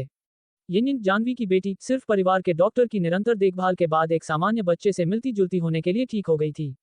मिंग हालांकि बहुत कुछ सहना पड़ा था। उसे अभी तक एक अस्पताल में सावधानीपूर्वक पाला नहीं गया था और अब वह इस तरह के एक जर्जर जगह में रह रहा था। जानवी का दिल दुख गया। उसे कितना कष्ट सहना पड़ा होगा। और उसके स्वास्थ्य का क्या? कहाँ? चलो जल्दी अंदर चलते हैं। जानवी ऊर्जा से अंदर चली गई। इमारत का प्रवेश द्वार का दरवाजा खुला और जय चंचल उभरी, जानवी को रोकने के लिए अपना हाथ बढ़ा रही थी। क्षमा करें, मिस जानवी, सिर्फ एक व्यक्ति ऊपर जा सकता है। ठीक है, मैं खुद जा सकती हूँ। जय चंचल ने सिद्धार्थ वर्धन पर एक ढीठ, मोहक नजर डाली। जानवी ने अंधा आंख फेर लिया। सिद्धार्थ वर्धन का सुंदर चेहरा गंभीर हो गया। यह महिला इतनी तेज कि मुझ पर अपने बेटे को प्राथमिकता दे। कितनी पत्थर दिल। जय चंचल ने अपने अधीनस्थ को एक नजर से संकेत दिया और अधीनस्थ ने तुरंत एक स्वागत करने वाला इशारा किया। धन्यवाद। जानवी को बाकी की परवाह नहीं थी और जल्दी से उसका पीछा करते हुए ऊपर चली गई। जिस पल दरवाजा बंद हुआ, उसने साफ तौर पर जय चंचल को शिकायत करते हुए सुना, निदेशक सिद्धार्थ, आप सिर्फ मेरा उपयोग करके फिर मुझे त्याग नहीं देंगे, है ना? मैं कैसे कर सकता हूँ? तुम इतनी सक्षम हो। जय चंचल हर्षित होकर हंसी। जानवी ने एक गहरी सांस ली और जय चंचल के अधीनस्थ से अपने बेटे की हाल की स्थिति के बारे में पूछा। क्षमा करें, हमने अभी अभी खुद इस जगह को संभाला है, इसलिए हम विवरण से परिचित नहीं हैं। आप जाकर खुद देख सकते हैं। ये लोग वास्तव में जुबान के पक्के हैं। ये देखते हुए कि वह कुछ भी पता नहीं लगा सकती थी, जानवी ने और अधिक नहीं कहा और उसका पीछा करते हुए 7वीं मंजिल तक गई। यह एक पुराना आवासीय क्षेत्र था। वह शीर्ष मंजिल तक गई। इमारत अत्यंत जर्जर थी, फफूंदी और सड़ांध की गंध से भरी हुई थी। गलियारा कचरे से भरा हुआ था और अनगिनत मकड़ी के जालों से ढका हुआ था। एक भयानक फिल्म से कुछ जैसा लग रहा था। जानवी ने भय से अपने सामने के दरवाजे पर देखा। ये यही है। अधीनस्थ ने अपनी ठोड़ी से इशारा किया। जानवी ने तुरंत उसे धन्यवाद दिया और अंदर दौड़ी। चूं, मुख्य दरवाजा खुला, खराब टेकआउट की बदबू जारी हुई। जानवी लगभग उल्टी कर दी। वाह वाह वाह, एक बच्चे के तेज रोने की आवाज अंदर से आई, गूंजती और मजबूत। 40 के दशक की एक महिला, एक घरेलू कार्यकर्ता की तरह कपड़े पहने, जानवी के विपरीत खड़ी थी, एक बच्चे को पकड़े हुए थी। उसने जानवी को सावधानीपूर्वक, सतर्क नजर से ऊपर और नीचे स्कैन किया। जानवी ने डर से एक छोटे लाल कंबल में लिपटे बच्चे को देखा। क्या यह मेरा बेटा है? एक पल में उसकी आंखों से आंसू बह निकले। भगवान जानता था कि उसने अपने बेटे की एक झलक पाने के लिए कितना कुछ सहना पड़ा था। पूरे 3 महीने, उसका बेटा, जिसके लिए उसने रात दिन लालसा की थी। मिंग मिंग, माँ तुम्हें देखने आई है। वह बच्चे की ओर बढ़ी, घबराकर, और उसे पकड़ना चाहती थी, लेकिन नौकरानी पीछे हट गई और जानवी ने हवा में पकड़ा। उसने अपने हैंडबैग से एक मोटा लाल लिफाफा निकाला। मैं बच्चे के साथ तुम्हारे द्वारा उठाई गई परेशानी के लिए माफी चाहती हूँ। मेरे पास तुम्हारे लिए कोई उचित उपहार नहीं है, लेकिन कृपया इस लाल लिफाफे को स्वीकार करें। उसने किसी भी अप्रत्याशित जरूरतों के लिए इसे पहले से तैयार किया था। नौकरानी ने उपहास किया, अपने हाथ में लाल लिफाफे का वजन किया। उसके चेहरे पर संतुष्टि का एक निशान दिखाई दिया क्योंकि उसने अंत में बच्चे को जानवी को सौंप दिया। वह कमजोर पैदा हुआ था, एक दिल की बीमारी के साथ। सावधान रहना, कमजोर दिल की बीमारी। नौकरानी ने जो कुछ भी कहा, उसने जानवी के दिल पर एक भारी हथौड़े की तरह वार किया। इससे उसे अत्यधिक दोषी महसूस हुआ। उसने बच्चे को धीरे से पकड़ लिया, डर था कि थोड़ा सा बल भी उसे चोट पहुंचा सकता है। इतना हल्का, ये जानवी की पहली धारणा थी। उसका दिल टूट रहा था। बच्चे का छोटा चेहरा उसके हाथ से भी बड़ा नहीं था। शायद थका हुआ, बच्चा अब शांत था, बहुत प्यारा लग रहा था, और विशेष रूप से उसकी तरह। अचानक उसे याद आया कि सोया ने क्या कहा था। मुझे याद है कि छोटे मास्टर के हाथ पर एक तिल है। उसने जल्दी से जांच की। वास्तव में उसके बाएं हाथ पर एक छोटा काला तिल था, छोटा और आराध्य। नौकरानी ने उपहास किया, क्या अभी भी चिंतित हो कि हमने तुम्हारे बच्चे को बदल दिया? वह जानवी के प्रति काफी शत्रुतापूर्ण थी, लेकिन जानवी को कोई परवाह नहीं थी। वह आमतौर पर क्या खाता है? क्या किसी डॉक्टर ने उसकी जांच की है? उसके दिल की बीमारी के बारे में डॉक्टर वास्तव में क्या कहते हैं? वह इतनी हैरान थी कि उसे लग रहा था कि वह पागल हो रही है। अगर उसने अपनी तर्कसंगतता को जोर से नहीं पकड़ा होता, तो वह बच्चे को छीनकर और भाग गई होती, परिणामों की परवाह किए बिना। क्या तुम्हें लगता है कि यह वातावरण बच्चे को लगातार अस्पताल ले जाने के लिए उपयुक्त है? तो वह समय से पहले पैदा हुआ था और उसे ये सभी स्वास्थ्य समस्याएं हैं, और तुम सिर्फ उसे इस तरह पीड़ित होने देती हो। जानवी गुस्से से उबल गई। उसकी भयंकर उपस्थिति भयानक थी, जिससे नौकरानी डर में अपनी नजर झुकने लगी और बुदबुदाई, मैं सिर्फ वही करती हूँ जिसके लिए मुझे भुगतान किया जाता है। अगर तुम इतनी सक्षम हो, तो बच्चे को ले जाओ। ठीक है, मैं अपने बेटे को अभी ले जाऊंगी। उसने अपनी बाहों में आराध्य बच्चे को थपथपाया। मिंग मिंग, डरो मत, माँ तुम्हें अब घर ले जाएगी। नहीं, नौकरानी भयभीत थी। जानवी की बांह पकड़कर उसकी आवाज सिसकियों के साथ टूट रही थी। अगर तुम बच्चे को ले जाती हो, तो छोटी मिस मुझे मार डालेगी। तुम उसे नहीं ले जा सकती। ये चिल्लाने के बाद उसने बाहर की ओर चीखा, कोई, जल्दी। वह बच्चे को ले जाने की कोशिश कर रही है। तुरंत छाया में छिपे कई अंगरक्षक दिखाई दिए। उनमें से 10 से अधिक थे। जानवी वास्तव में हैरान थी। ये कल्पना करना मुश्किल था कि इस तरह के एक जर्जटोंगजी बिल्डिंग में इतने सारे गुप्त द्वार कुलीन छिपे हुए थे। ऊपर की हलचल सुनकर जय चंचल नीचे से भाग कर आई। ये सब क्या शोर है? उसने जानवी को बेसब्री से देखा। उसकी आंखों में तेज हत्यारी इरादे की एक झलक चमक रही थी। जानवी बिल्कुल भी भयभीत नहीं थी। मैं उसे जांच के लिए अस्पताल ले जाना चाहती हूँ। बिल्कुल नहीं। जय चंचल ने तुरंत सिद्धार्थ वर्धन को देखा। मैंने सहमति दी कि तुम बच्चे को देख सकते हो, लेकिन मैंने कभी सहमति नहीं दी कि तुम उसे ले जा सकते हो। इसका क्या मतलब है? सिद्धार्थ वर्धन आगे बढ़ा, जानवी का हाथ लिया और उसके कान में फुसफुसाया, आवेगी मत बनो। जानवी ने ऊपर देखा। उसकी आंखें क्रोध से लाल थीं। मिंग मिंग को यहाँ एक डॉक्टर के बिना भी छोड़ दिया गया था। उसे एक दिल की बीमारी है। देखो वह 3 महीने के बच्चे के लिए कितना कमजोर है। मुझे डर है कि वह। जानवी ने खत्म किया। उसकी आवाज सिसकियों से घुट गई। सिद्धार्थ वर्धन ने जानवी की बाहों में बच्चे को घूरा। वह उसकी तरह बहुत लग रहा था, एक बहुत सुंदर छोटा लड़का। हम बच्चे को एक जांच और उपचार के लिए ले जाएंगे, सिद्धार्थ वर्धन ने कहा। बाद में मैं यहाँ आने के लिए एक परिवार डॉक्टर का इंतजाम करूंगा और तुम उस पर नजर रख सकती हो। मैं तुम्हारी अनुमति के बिना बच्चे को गुप्त द्वार के नियंत्रण से हटा नहीं करूंगा। कैसा रहेगा? जय चंचल के चेहरे पर असंतुष्टि झिलमिलाई। जानवी ने बच्चे को कसकर पकड़ लिया। ऐसा लग रहा था जैसे वे असहमत होंगे तो वह मौत तक लड़ेगी। यह एक भावना थी जिसे वह नियंत्रित नहीं कर सकती थी। वह सिर्फ तर्कसंगत रूप से सोच नहीं सकती थी। सिद्धार्थ वर्धन ने उसके कंधे पर थपथपाया, फिर चला गया और अपनी बांह जय चंचल की कमर के चारों ओर रख दी। वे दोनों थोड़ी दूरी पर चले गए। यह स्पष्ट था कि उन्होंने क्या चर्चा की, लेकिन जय चंचल जानवी को देखती रही, खोई हुई लग रही थी। अंत में सिर हिलाने से पहले एक पल बाद वह पास आई। निदेशक सिद्धार्थ के लिए, मैं आज एक अपवाद करूंगी, मिस जानवी। चीजों को मेरे लिए मुश्किल मत बनाओ। तुम्हें पता होना चाहिए कि गुप्त द्वार का निरंतर पीछा कुछ ऐसा नहीं है जिसे एक साधारण व्यक्ति संभाल सकता है। विशेष रूप से एक बच्चा, उसे धूप में रहना चाहिए, हमेशा अंधेरे में नहीं। तुम उसके लिए ऐसा नहीं चाहती, है ना? मेरा वास्तव में तुम्हारा दुश्मन बनने का कोई इरादा नहीं है। उसने जानवी को एक आकर्षक, लगभग मोहक मुस्कान दी, लेकिन यह एक जहरीले सांप की तरह ठंडा था, जिससे रीढ़ की हड्डी में कंपकंपी आ गई। जानवी, बाकी सबको नजरअंदाज करते हुए, सिर हिलाया। क्षमा करें, मैं सिर्फ अत्यधिक भावुक थी। परिस्थितियों में उसे झुकना पड़ा। वह जय चंचल को नाराज नहीं कर सकती थी, न सिर्फ अपने लिए बल्कि अपने परिवार और बच्चों के लिए भी। ये ठीक है, मैं एक माँ की भावनाओं को समझ सकती हूँ, जय चंचल ने सिद्धार्थ वर्धन को देखते हुए कहा। जल्दी करो और बच्चे को अस्पताल ले जाओ। जितनी जल्दी तुम जाओगी, उतनी जल्दी तुम लौटोगी। जैसे ही जय चंचल गुजरी, उसने जानवी से धीरे से कहा, ऐसा लगता है कि निदेशक सिद्धार्थ को पता नहीं है कि बच्चा उनका है। जानवी की आंखें चौड़ी हो गईं क्योंकि उसने उसे घूरा। चिंता मत करो, मैं तुम्हारा रहस्य रखूंगी। मिंग के साथ अस्पताल के रास्ते पर जानवी का दिल उसके गले में था। क्या जय चंचल वास्तव में सिद्धार्थ वर्धन को नहीं बताएगी?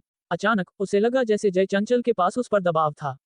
क्या हुआ? सिद्धार्थ वर्धन ने पूछा, उसकी विचलित स्थिति को देखते हुए, और उसके कंधे पर एक हाथ रखा। जानवी कांप गई और सहज रूप से दूरी बनाने की कोशिश की। मैं ठीक हूँ। उसके पास उससे छिपाने के लिए कुछ स्पष्ट रूप से था। सिद्धार्थ वर्धन ने सोचा, उसकी नजर उसकी बाहों में छोटे बच्चे की ओर स्थानांतरित हो गई। शायद वह जहीर खान के बारे में सोच रही थी। सिद्धार्थ वर्धन के सीने में ईर्ष्या की एक लहर उठ गई। उसने अपना हाथ बढ़ाया। मुझे उसे पकड़ने दो। जानवी ने घबराकर बच्चे को कसकर पकड़ लिया। हालांकि उनका बेटा उसकी तरह ज्यादा लगता था, एक करीबी नजर ने सिद्धार्थ वर्धन के निशान प्रकट किए। आखिरकार बच्चा उसका था। क्या मैंने उसके लिए अपनी जान जोखिम में डाल दी, और मैं उसे एक पल के लिए भी नहीं पकड़ सकता? उसकी आंखें दोष से भरी हुई जानवी में भेद गईं। उसके अंदर एकदम घुटने वाला गुस्सा उठा। उनका रिश्ता सिर्फ प्रयासों के दिनों के बाद पिघलना शुरू हो गया था, लेकिन अब ये फिर से तनावग्रस्त हो गया। एक क्षण के लिए सिद्धार्थ वर्धन ने वास्तव में जय चंचल को बच्चे को लेने देने पर विचार किया। इस तरह जानवी हमेशा आज्ञाकारी रूप से उसके बगल में रहेगी। नहीं, ऐसा नहीं है, जानवी ने कहा, और जैसे एक स्मारकीय फैसला लिया हो, उसने बच्चे को उसे सौंप दिया। सावधान रहना, उसे एक दिल की बीमारी है। सिद्धार्थ वर्धन ने बच्चे को लिया, और जैसे ही उसने उसे देखा, उसे दुख की एक स्पष्ट लहर लगी। एक दिल की बीमारी, क्या ये गंभीर है? जानवी ने सिर हिलाया। उसकी आंखें एक डरे हुए खरगोश की तरह लाल थी, एक वास्तव में दिल तोड़ने वाला दृश्य। चिंता मत करो, मैं जल्द ही गुप्त द्वार को नीचे ले जाऊंगा। फिर तुम बच्चे को खुले तौर पर और वैध रूप से बाहर ला सकती हो। जानवी ने जोर से सिर हिलाया। उसे विश्वास था कि सिद्धार्थ वर्धन निश्चित रूप से ऐसा कर सकता है। सिद्धार्थ वर्धन ने अपनी बाहों में छोटे बच्चे की सावधानीपूर्वक जांच की। बस एक पल पहले बेचैन बच्चा अब कपास कैंडी की एक गेंद की तरह नम्र था, सब नर्म और गोरा। क्या लोग नहीं कहते कि नवजात शिशु आमतौर पर बदसूरत होते हैं? फिर भी सिर्फ 3 महीने में ये पहले से ही काफी सुंदर था। कोई आश्चर्य नहीं, वह आखिरकार जानवी का बच्चा था। वह अपनी मां पर गया था। सुंदर, वह बहुत अच्छा दिखने वाला है, सिद्धार्थ वर्धन ने ईमानदारी से टिप्पणी की। उसने इस दृश्य की अनगिनत बार कल्पना की थी, और अब जब ये हो रहा था, तो उसने पाया कि उसे यह नापसंद नहीं था। इसके विपरीत उसे यह काफी पसंद था। शायद ये सच है कि स्नेह उन लोगों तक बढ़ सकता है जो तुम्हारी परवाह करते हैं। ये बच्चा, मुझे ये पसंद है, सिद्धार्थ वर्धन ने कहा, लगभग जानवी को उसके होश से डरा दिया। जानवी ने कहा, बकवास करना बंद करो। हम लगभग अस्पताल पहुंच चुके हैं। मुझे उसे पकड़ने दो। कोई जरूरत नहीं, मैं उसे पकड़ूंगा। सिद्धार्थ वर्धन छोटे बच्चे को जाने देने के लिए जिद्दी रूप से अनिच्छुक था। कितना प्यारा। जानवी ने पीछा किया, उसका दिल पूरे रास्ते चिंता से धड़क रहा था। सिद्धार्थ वर्धन ने अस्पताल के निदेशक, मुख्य चिकित्सक और मिंग का तुरंत इलाज करने के लिए आवश्यक सभी को आदेश दिया। वह छोटे बच्चे को शांत करने में मदद करने के लिए खुद को व्यस्त कर रहा था। छोटा बच्चा, जिसे रोना और झगड़ना चाहिए था, ने अपने खून को खींचने पर भी करवट नहीं ली, सिद्धार्थ वर्धन के भद्दे प्रयासों के कारण उसे विचलित करने के लिए। कितना बहादुर छोटा लड़का, जानवी ने सोचा। शेरा से शेरा खून खींचते हुए देखते हुए जानवी चाहती थी कि वह बच्चे की जगह ले सके। डरो मत, सौतेला पिता यहाँ है, सिद्धार्थ वर्धन ने कहा, उनके चारों ओर सभी के चौंकाने वाले घूरने से अनभिज्ञ। जानवी लड़खड़ा गई, लगभग गिर गई। सिद्धार्थ वर्धन ने उस पर एक नजर डाली। जानवी ने उसे घूरा। क्या इस आदमी में कोई स्विच पलट गया था? उसने कुछ भी कहने की हिम्मत की। सौभाग्य से यह एक निजी अस्पताल था और चिकित्सा कर्मचारी समझदार थे। परीक्षणों की एक तेज श्रृंखला के बाद उन्होंने परिणामों के लिए शांतिपूर्वक इंतजार किया। जानवी हिचकिचाई। क्या उसे अपने चौथे भाई को इसके बारे में बताना चाहिए? ठक ठक ठक। जानवी ने ऊपर देखा। सिद्धार्थ जैन दरवाजे पर खड़ा था, यात्रा से थका हुआ लग रहा था। अपने भाई को देखकर जाह्नवी के आंसू अनियंत्रित रूप से बहने लगे। मिंगमिंग। सिद्धार्थ जैन भाग कर आया, उसके कदम अस्थिर थे। उसने सिद्धार्थ वर्धन की बाहों से मिंगमिंग को लिया। वह बहुत हल्का है। उसके चेहरे पर पीड़ा स्पष्ट थी। मैं व्यक्तिगत रूप से परीक्षण परिणामों की समीक्षा करूंगा। चिंता मत करो, बच्चा ठीक हो जाएगा। ठीक है। जाह्नवी को अंततः राहत की एक लहर महसूस हुई। उसने सिद्धार्थ वर्धन को देखा, उसकी आंखों में भावनाओं का एक जटिल मिश्रण उबाल रहा था। उसका चौथा भाई इतनी जल्दी नहीं आया होगा। सिद्धार्थ वर्धन ही था जिसने उसे बुलाया होगा। जबकि सिद्धार्थ जैन मिंगमिंग की एक विस्तृत जांच कर रहा था, जाह्नवी मदद नहीं कर सकी लेकिन सिद्धार्थ वर्धन से कहा, धन्यवाद। ऐसी औपचारिकता की कोई जरूरत नहीं है। मैंने कहा था कि मैं तुम्हें बच्चे की देखभाल करने में मदद करूंगा और मेरा मतलब ये था। कोई भी तुम्हारा चौथा भाई से ज्यादा उपयुक्त नहीं है उसका इलाज करने के लिए। हाँ, जाह्नवी ने उसे देखा, उसके अंदर अपराध उठ रहा था। मिंगमिंग के जैविक पिता को सौतेला पिता कहलाने पर जोर देना। क्या मैं बहुत क्रूर हो रही हूँ? निदेशक सिद्धार्थ जय चंचल वास्तव में उनका पीछा कर चुकी थी। वह एक मुस्कान के साथ पास आए, लापरवाही से अपनी बांह सिद्धार्थ वर्धन की कमर से जोड़ रही थी। हालांकि अगले सेकंड में जैसे कुछ याद आ गया हो, उसने जल्दी से छोड़ दिया। ये कैसा है? क्या बच्चा ठीक है? उसके पास अभी भी वह कहने की हिम्मत है। जाह्नवी ने अपना गुस्सा दबा दिया, इसे जय चंचल पर निर्देशित नहीं करना चाहती थी। मैं अंदर जाकर उसकी जांच करूंगी, उसने कहा। जय चंचल ने अपना हाथ लापरवाही से हिलाया। तो जाओ। हाँ, वह ऐसा व्यवहार कर रही है जैसे वह घर की मालकिन हो। जाह्नवी ने गुस्सा, झुंझलाहट और लाचारी का मिश्रण महसूस किया। निदेशक सिद्धार्थ, आप दैनिक रूप से अनगिनत महत्वपूर्ण मामलों को संभाल रहे हैं। त्यान्याओ ग्रुप के साथ आपकी चल रही लड़ाई का जिक्र नहीं करना। क्या यहाँ इतना समय बर्बाद करना वास्तव में इसके लायक है? जैसे ही दरवाजा बंद हुआ, जाह्नवी ने जय चंचल का चिड़चिड़ा स्वर सुना। सिद्धार्थ वर्धन ने जवाब में कुछ कहा होगा, क्योंकि जाह्नवी ने जय चंचल की अभिव्यक्ति को खट्टा होते देखा। जाह्नवी, उसका चौथा भाई सिद्धार्थ जैन परीक्षण परिणामों की एक श्रृंखला पकड़े हुए उसे पुकारा। वह कैसा है? बच्चे को क्या हुआ है? उसकी समय पूर्व जन्म से जन्मजात कमजोरियां एक दी गई हैं, सिद्धार्थ जैन ने समझाया, लेकिन सबसे महत्वपूर्ण मुद्दा उसकी दिल की बीमारी है। जाह्नवी तुरंत तनावग्रस्त हो गई। क्या उसे सर्जरी की जरूरत है? अभी के लिए ऐसा नहीं लगता कि सर्जरी की आवश्यकता है। हालांकि जब वह 5 साल का हो जाता है तो हमें एक उपयुक्त दिल दानकर्ता ढूंढना होगा। अन्यथा, सिद्धार्थ जैन ने अपनी मुट्ठियां भींच लीं। उन हरामियों, अगर उन्होंने उसके इलाज में देरी नहीं की होती तो यह इतना गंभीर नहीं होता। गंभीर खबरों के बावजूद जाह्नवी ने वास्तविकता को स्वीकार कर लिया। उसकी आंखें दृढ़ संकल्प से भर गईं। चौथे भाई, हम उसके स्वास्थ्य को बनाए रखने के लिए व्यापक उपचार के साथ आगे बढ़ेंगे। 5 साल हमारे लिए एक उपयुक्त दिल दानकर्ता ढूंढने के लिए पर्याप्त समय होना चाहिए। ठीक है। सिद्धार्थ जैन ने फिर बाद के आहार और औषधीय उपचारों का इंतजाम करना शुरू कर दिया। जाह्नवी अपने छोटे लड़के की निगरानी करने के लिए गहन देखभाल इकाई में गई। मुझे बहुत अफसोस है, मेरे बच्चे, उसने फुसफुसाया। माँ ने तुम्हारी अच्छी तरह से देखभाल नहीं की। मैंने तुम्हें बाहर इतना पीड़ित होने दिया। मैं इतनी घबराई हुई थी, मुझे डर था कि उन्होंने तुम्हें किसी और बच्चे से बदल दिया। तुम्हारे हाथ पर जन्मचिन्ह देखने के बाद भी मैंने अभी भी तुम्हारी पहचान पर संदेह किया। उसने धीरे से उसके छोटे हाथ से खेला। उसके बाएं हाथ पर एक विशिष्ट छोटा काला तिल था।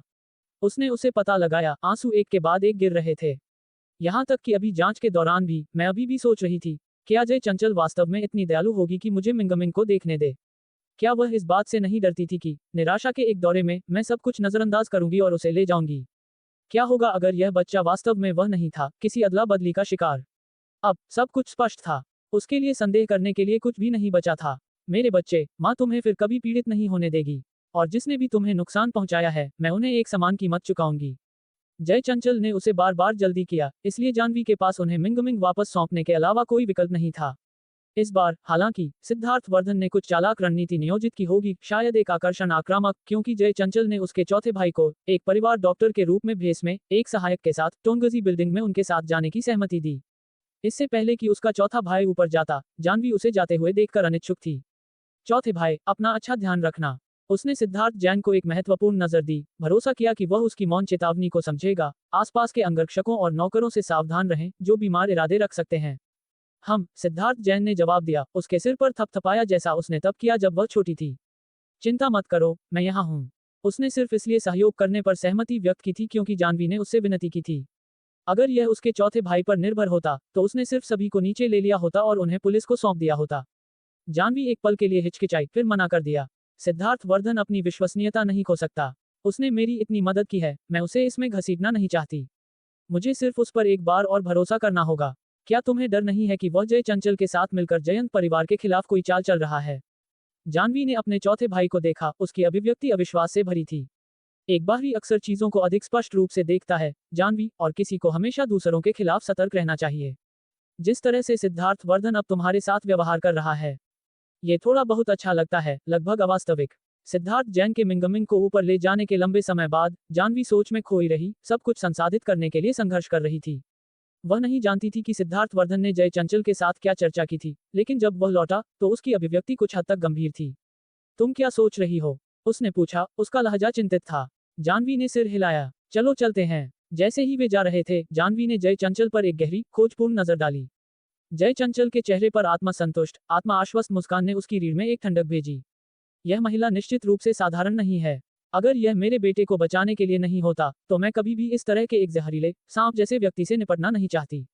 घर वापस, जानवी के दिमाग ने उसके चौथे भाई के शब्दों को दोहराया, एक बाहरी अक्सर चीजों को अधिक स्पष्ट रूप से देखता है। अंततः, उसके चौथे भाई को विश्वास नहीं था कि उसके पास सिद्धार्थ वर्धन को पूरी तरह से उसके प्रति समर्पित करने का आकर्षण है। इसके बजाय, उसने संदेह किया कि सिद्धार्थ वर्धन की अटूटता किसी छिपे हुए इरादे से प्रेरित थी। और मुझे भी अपना संदेह रहा है। रसोई में, सिद्धार्थ वर्धन व्यक्तिगत रूप से उसके लिए जूस बना रहा था। पास की एक नौकरानी ने मदद करने की पेशकश की, लेकिन उसने उसे एक नजर से दूर कर दिया। मैं इसे खुद करूंगा। उसने पहले कभी ऐसा कुछ नहीं किया है। जानवी ने एक अवास्तविकता की भावना महसूस की। नौकरों के चेहरों पर सूक्ष्म मुस्कान देखकर जानवी जानती थी कि वे सोच रहे होंगे कि उसे एक उत्कृष्ट आदमी मिला है, कोई ऐसा जो औपचारिक अवसरों के लिए पर्याप्त प्रस्तुत हो और फिर भी उसके लिए रसोई में कदम रखने को तैयार हो। अगर मेरे अतीत के जीवन की यादें नहीं होती, तो मैं लगभग इस दृश्य से मुग्ध हो सकती थी। इसे आजमाओ और देखो। यशवंत ने कहा कि महिलाओं को इस तरह की चीज पीना पसंद है। यह शायद पहली बार था जब उसने ऐसा कोई पे बनाया था। उसने इसे नया पाया और उसके होठों पर एक हल्की मुस्कान, प्रशंसा की प्रत्याशा में, खेली। जय चंचल ने तुमसे पहले क्या कहा था? तुम थोड़े निराश दिखते हो। क्या कंपनी के साथ कोई समस्या है? जानवी ने कहा, उसे एक आसान निकास देने की कोशिश कर रही थी और किसी भी अनावश्यक तर्क से बचने के लिए जो उसके बेटे को बचाने के उसके प्रयासों को जोखिम में डाल सकता था। सिद्धार्थ वर्धन सोफे पर धंस गया। त्यान्याओ ग्रुप थोड़ा परेशान साबित हो रहा है। क्या ये वास्तव में कंपनी के बारे में है? जानवी संशयवादी थी लेकिन उस पर दबाव न डालने का फैसला किया। और तुम यहाँ हो, मुझे पत्थर दिल कह रहे हो। तुम पत्थर दिल हो। जब से मैं लौटा हूँ, तुमने कंपनी के बारे में एक भी चीज नहीं पूछी है। क्या तुम्हें डर नहीं है कि मैं वास्तव में दिवालिया हो जाऊंगा? सिद्धार्थ वर्धन ने धीरे से जानवी के गाल को चुटकी ली, उसकी नजर उसे जांच रही थी। उसने लाचारी भरी निराशा की एक लहर महसूस की, एक पनपता गुस्सा जिसे उसे खुद दबाना पड़ा। जानवी ने एक मजबूर मुस्कान दी और उसका हाथ दूर कर दिया, वही हाथ जिसने हाल ही में जय चंचल को छुआ था। निदेशक सिद्धार्थ इतने सक्षम हैं, आप कैसे दिवालिया हो सकते हैं? आप मुझे चिढ़ा रहे होंगे। जय चंचल के आसपास होने के साथ, वह कैसे दिवालिया हो सकता है? अगर उसने एक परेशान अभिव्यक्ति का ढोंग भी किया, तो वह शायद उसके लिए किसी भी हद तक जाने को तैयार होगी, यहाँ तक कि मार भी। जानवी की स्पष्ट उदासीनता ने सिद्धार्थ वर्धन को क्रोधित कर दिया। उसने उसकी बांह को और कसकर पकड़ा, उसकी गहरी आंखें उसके माध्यम से भेदने वाली लग रही थी। क्या तुम पुल को जलाने की योजना बना रही हो, अब जब तुमने इसे पार कर लिया है? नहीं, चीजों को ज्यादा मत सोचो। क्या मैंने पहले ही बड़े भाई से मदद के लिए नहीं कहा है? इसके अलावा, हमारी तरफ लुओ यू के साथ, क्या हमें वास्तव में त्यान्याओ ग्रुप से डरने की जरूरत है? उसके साथ, वह अपने पैरों पर उठ गई। मैं थोड़ी थक गई हूँ। मैं आराम करना चाहती हूँ। सिद्धार्थ वर्धन ने सिर हिलाया। उसने जानवी को उससे दूर और दूर बहते हुए महसूस किया, और एक पूर्वाभास की भावना उस पर छा गई। अपने कमरे में वापस, जानवी जल्दी से ताज़ा हुई और अपनी त्वचा की देखभाल की दिनचर्या शुरू कर दी। उसका सबसे बड़ा भाई, जय मिहिर, ने फोन किया। क्या तुम कल बोली लगाने वाले सम्मेलन की जांच करने जा रही हो? तभी जानवी को पता चला कि सेल्सी ग्रुप ने भारत में, विशेष रूप से दिल्ली में बोली लगाने वाला सम्मेलन निर्धारित किया था। सभी लघु सूचीबद्ध समूह दिहाओ होटल में मिलेंगे। सेल्सी ग्रुप के अध्यक्ष पूर्दा व्यक्तिगत रूप से साइट पर घोषणा करेंगे कि समूह को किसे सौंपा जाएगा। यह आयोजन निश्चित रूप से अविश्वसनीय रूप से भव्य और औपचारिक होगा। मैं जाऊंगी, जानवी ने एक पल के विचार के बाद जवाब दिया। आज, दामिनी अभी भी गुप्त द्वार के संप्रदाय नेता को जहर देने में कामयाब नहीं हुई थी। नतीजतन, गुप्त द्वार उसके नियंत्रण में रहा, और जय चंचल उसके भरोसेमंद सहायकों को जुटाने में असमर्थ थी। इसने मिंगमिंग को सुरक्षित रूप से बचाया जाना असंभव बना दिया, जिससे भविष्य की समस्याओं को खत्म कर दिया गया। वह घर पर थी, उसका दिमाग अराजक विचारों का एक भंवर था, और उसने सोचा कि बाहर जाना और अपने क्षितिज को विस्तारित करना बेहतर होगा। उसे शायद ही कभी एक बहु-अरब डॉलर समूह के अधिग्रहण को सीधे देखने का मौका मिला हो। फुहाओ होटल। जब जानवी पहुंची, तो प्रवेश द्वार पहले से ही यातायात से हलचल कर रहा था। जहां तक आंख देख सकती थी, वहां अनगिनत विलासिता कारें थीं, प्रत्येक की कीमत करोड़ों में थी। हर कोई जो प्रवेश कर सकता था, वह एक दिग्गज था, जो खबरों में अक्सर दिखाई देता था या व्यापक अफवाहों का विषय था। एक प्रवेश टिकट के बिना, प्रवेश असंभव था। बाहर सुरक्षा गार्डों और अंगरक्षकों की पंक्तियों ने सतर्क आंखों से मेहमानों को स्कैन किया, उनका समर्पण स्पष्ट था। जय मिहिर ने एक प्रवेश टिकट उत्पादित किया और तुरंत एक कर्मचारी ने सिर हिलाया और रास्ता दिखाया। मुख्य कार्यकारी अधिकारी जय, कृपया इस तरह बैठें। काले प्रवेश टिकट ने मेहमानों के उच्चतम स्तर का संकेत दिया। सेवा कर्मचारियों ने जय मिहिर और जानवी को अपनी आंखों में एक विशिष्ट श्रद्धा के साथ देखा। भोज हॉल में प्रवेश करने पर जानवी ने कई परिचित चेहरे देखे। उनमें सिद्धार्थ वर्धन की आकृति सबसे चकाचौंध और आंखों में चुभने वाली थी। उसकी उत्तम काया एक बेस्पोक सूट में लिपटी हुई थी। उसकी लंबी और प्रभावशाली उपस्थिति ने किसी के लिए भी दूर देखना मुश्किल बना दिया। उसकी चेहरे की विशेषताएं इतनी सुंदर और आकर्षक थीं कि वे भगवान द्वारा खुद बारीकी से तराशी हुई लगती थीं। भले ही वहां मौजूद सभी पुरुषों ने महंगे सूट पहने थे, वह अभी भी सबसे अलग दिखते थे। वह शापित आदमी, उसकी उपस्थिति निर्विवाद रूप से उत्कृष्ट है। कोई आश्चर्य नहीं कि गुप्त द्वार के भविष्य के संप्रदाय नेता उसके प्रति इतने समर्पित हैं। उसकी नजर ने लापरवाही से कमरे को घेर लिया और वह उस पर टिकी अनगिनत उत्सुक घूरनों को महसूस कर सकती थी। भाई, क्या तुम्हें लगता है कि वह वास्तव में सेल्सी ग्रुप पर कब्जा कर सकता है? जानवी अंततः पूछने में मदद नहीं कर सकी। सिद्धार्थ वर्धन की नजर उसकी ओर स्थानांतरित हो गई और वह बिना किसी हिचकिचाहट के उसकी ओर चला गया। उस पल में ऐसा था जैसे सिर्फ उन पर एक स्पॉटलाइट चमक रहा हो और उनके चारों ओर सब कुछ अस्तित्व में समाप्त हो गया। जानवी स्पष्ट रूप से अपनी खुद की दिल की धड़कन सुन सकती थी, धम धम, उससे ज्यादा जोरदार और तीव्र जब वह अपनी शादी के दिन लंबी, फूलों से सजी गली में चली थी। ये देखते हुए कि वह कितना शांत और स्थिर है, मुझे लगता है कि यह संभव है। जयमिहिर के जवाब ने जानवी को हैरान कर दिया। तुम इतने लंबे समय तक उसके साथ बाहर थी और तुम्हें नहीं पता कि वह इसके बारे में आश्वस्त है। एक व्यंग्यात्मक मुस्कान ने जयमिहिर के होठों को छुआ। उसने उन दिनों अपनी सारी ऊर्जा तुम्हें मिंग मिंग को ढूंढने में मदद करने में खर्च की। मैंने उसे सौदे के लिए कोई प्रयास करते नहीं देखा। इसके विपरीत फू शेंगुआन विभिन्न अधिकारियों के साथ नेटवर्किंग करने में व्यस्त थे, यहाँ तक कि पूर्दा के साथ भोजन कर रहे थे और प्रभावशाली स्थानीय आंकड़ों से मिल रहे थे। जानवी ने एक तेज सांस ली। क्या इसका मतलब यह नहीं है कि सिद्धार्थ वर्धन बर्बाद है? आज शायद उसकी महिमा का आखिरी पल है। सिद्धार्थ वर्धन पहले ही जानवी तक चला गया था। उसने जयमिहिर को देखा, सिर हिलाया और फिर जानवी के हाथ तक पहुंचा। इतने सारे लोग आसपास हैं। जानवी ने सहज रूप से अपना हाथ दूर खींचा। जयमिहिर ने एक भौं उठाए और जानवी के सामने कदम रखा। निदेशक सिद्धार्थ, कृपया स्थिति का ध्यान रखें। हमें एक पूर्व पति और पूर्व पत्नी से अपेक्षित शिष्टाचार बनाए रखना चाहिए। क्या होगा अगर हम पुनर्विवाह करते हैं? सिद्धार्थ वर्धन की आवाज सिर्फ इतनी जोरदार थी कि पास के कई लोग सुन सकें। भीड़ में एक हंगामा फैल गया। जानवी इतनी शर्मिंदा थी कि वह चाहती थी कि उसे रेंगने के लिए एक छेद मिल जाए। क्या वह पागल हो गया है? इतने सारे लोगों के सामने ऐसी बात कहने के लिए? कौन जानता है कि अब हर कोई क्या सोच रहा है? दादाजी ने पूछा कि जब जयंत परिवार को इतने बड़े संकट का सामना करना पड़ा तो तुमने उनकी मदद क्यों नहीं मांगी? सिद्धार्थ वर्धन ने जानवी को देखते हुए कहा। जानवी के होंठ कांप गए। उसने दादाजी से मदद मांगने पर विचार किया था, लेकिन उसने बार बार सिद्धि परिवार के साथ कोई और संबंध नहीं रखने पर जोर दिया था। क्या लगातार उनके संबंधों के लिए सिद्धि परिवार को परेशान करना उसके अपने चेहरे पर थप्पड़ मारने जैसा नहीं होगा? अपने बेटे के लिए उसने पहले ही खुद से नफरत की थी कि उसने अपने सभी सिद्धांत खो दिए थे। मैं इसे खुद संभाल सकती थी। क्या अब सब कुछ वापस पटरी पर नहीं है? यांग जिन्यू ने पहले ही अपने भाई के साथ सहयोग के लिए एक इरादे का पत्र हस्ताक्षरित कर दिया है। फू वेनिक्सन की योजना पूरी तरह से विफल हो गई है और समूह के भीतर उसका प्रतिष्ठा शायद गिर गई है। सख्ती से कहें तो जयंत ग्रुप और त्यानयाओ ग्रुप अब विरोधी बन गए हैं। सख्ती से कहें तो जयंत ग्रुप और हाओहान ग्रुप को अब सहयोगी भी माना जा सकता है। इस बार यह मेरी गलती थी। मुझे समय पर तुम्हारा संकट संकेत नहीं मिला, सिद्धार्थ वर्धन ने कहा। अगली बार कुछ होता है, दादाजी के साथ इस पर चर्चा करना याद रखना। हम परिवार हैं। परिवार। उसने लंबे समय तक उस शब्द का मनोरंजन करने की हिम्मत नहीं की थी। जानवी ने अपने होठों को सिकोड़ लिया, क्षण भर के लिए अनिश्चित थी कि क्या कहें। जयमिहिर ने सिद्धार्थ वर्धन के कोमल शब्दों को काट दिया। जानवी, चलो चलते हैं। हम वहां बैठेंगे। वह शायद अभी भी सिद्धार्थ वर्धन से नाराज था कि वह उस रात क्लब में जय चंचल के साथ उलझा हुआ था। चलो साथ चलते हैं, सिद्धार्थ वर्धन ने कहा, उनका पीछा करते हुए। जानवी ने बोलने की हिम्मत नहीं की, इसके बजाय उसे एक चेतावनी भरी नजर मारी। सिद्धार्थ वर्धन, हालांकि, ऐसा व्यवहार किया जैसे वह समझ नहीं पाया था और ठीक उसके बगल में बैठ गया। जयमिहिर की कड़ी अभिव्यक्ति टूटने के करीब थी। उसके चेहरे पर गुस्से का एक संकेत था जब फू शेंगुआन पीछे से पास आया। मुख्य कार्यकारी अधिकारी जय, निदेशक सिद्धार्थ, उसने विनम्रता से अभिवादन किया। सिद्धार्थ वर्धन, हमेशा की तरह घमंडी, ने उसे एक नजर भी नहीं दी। जयमिहिर, हालांकि, फू शेंगुआन को सिर हिलाया। फू शेंगुआन उनके रवैये से अप्रभावित लग रहे थे। इसके बजाय उसकी कोमल नजर जानवी के चेहरे पर पड़ी। जानवी, क्या हम निजी में बात कर सकते हैं? फू वेनिक्सन के साथ जो कुछ भी हुआ है, क्या वास्तव में एक निजी बातचीत की कोई जरूरत है? बिल्कुल नहीं, नहीं, जानवी ने इनकार कर दिया। जानवी, कुछ चीजें हैं जिन्हें मुझे वास्तव में तुम्हारे साथ स्पष्ट करने की जरूरत है। ये संबंधित है। उसने सिद्धार्थ वर्धन को देखा। जानवी एक धनुष की टंकार से चौंका हुआ एक पक्षी की तरह इस बात से भयभीत थी कि फू शेंगुआन उसके बच्चे को बचाने में मदद करने के उसके संकल्प से सिद्धार्थ वर्धन को रोकने के लिए कुछ कह सकता है। वह तुरंत खड़ी हो गई। ठीक है, अगर तुम बात करना चाहते हो तो चलो बात करते हैं। इसके अलावा उसके पास कुछ चेतावनी थी जो वह उसे देना चाहती थी। सिद्धार्थ वर्धन ने उसकी कलाई पकड़ी। जाओ मत, निदेशक सिद्धार्थ, कृपया अवसर का ध्यान रखें। जानवी ने पलटवार किया। सिद्धार्थ वर्धन ने उनके चारों ओर जिज्ञासु आंखों पर एक नजर डाली और भौहें चढ़ाने में मदद नहीं कर सका। तुम्हें उससे बात करने के लिए संभवतः क्या हो सकता है? जानवी ने नाखुशी से कहा, मेरी व्यक्तिगत स्वतंत्रता। वह उसे उसके वादे की याद दिला रही थी। आगे बढ़ो, एक बार के लिए। सिद्धार्थ वर्धन ने हावी रूप से जोर नहीं दिया। उसकी रोकथाम से मुक्त, जानवी तुरंत बातचीत के लिए उपयुक्त एक एकांत स्थान पर फू शेंगुआन का पीछा किया।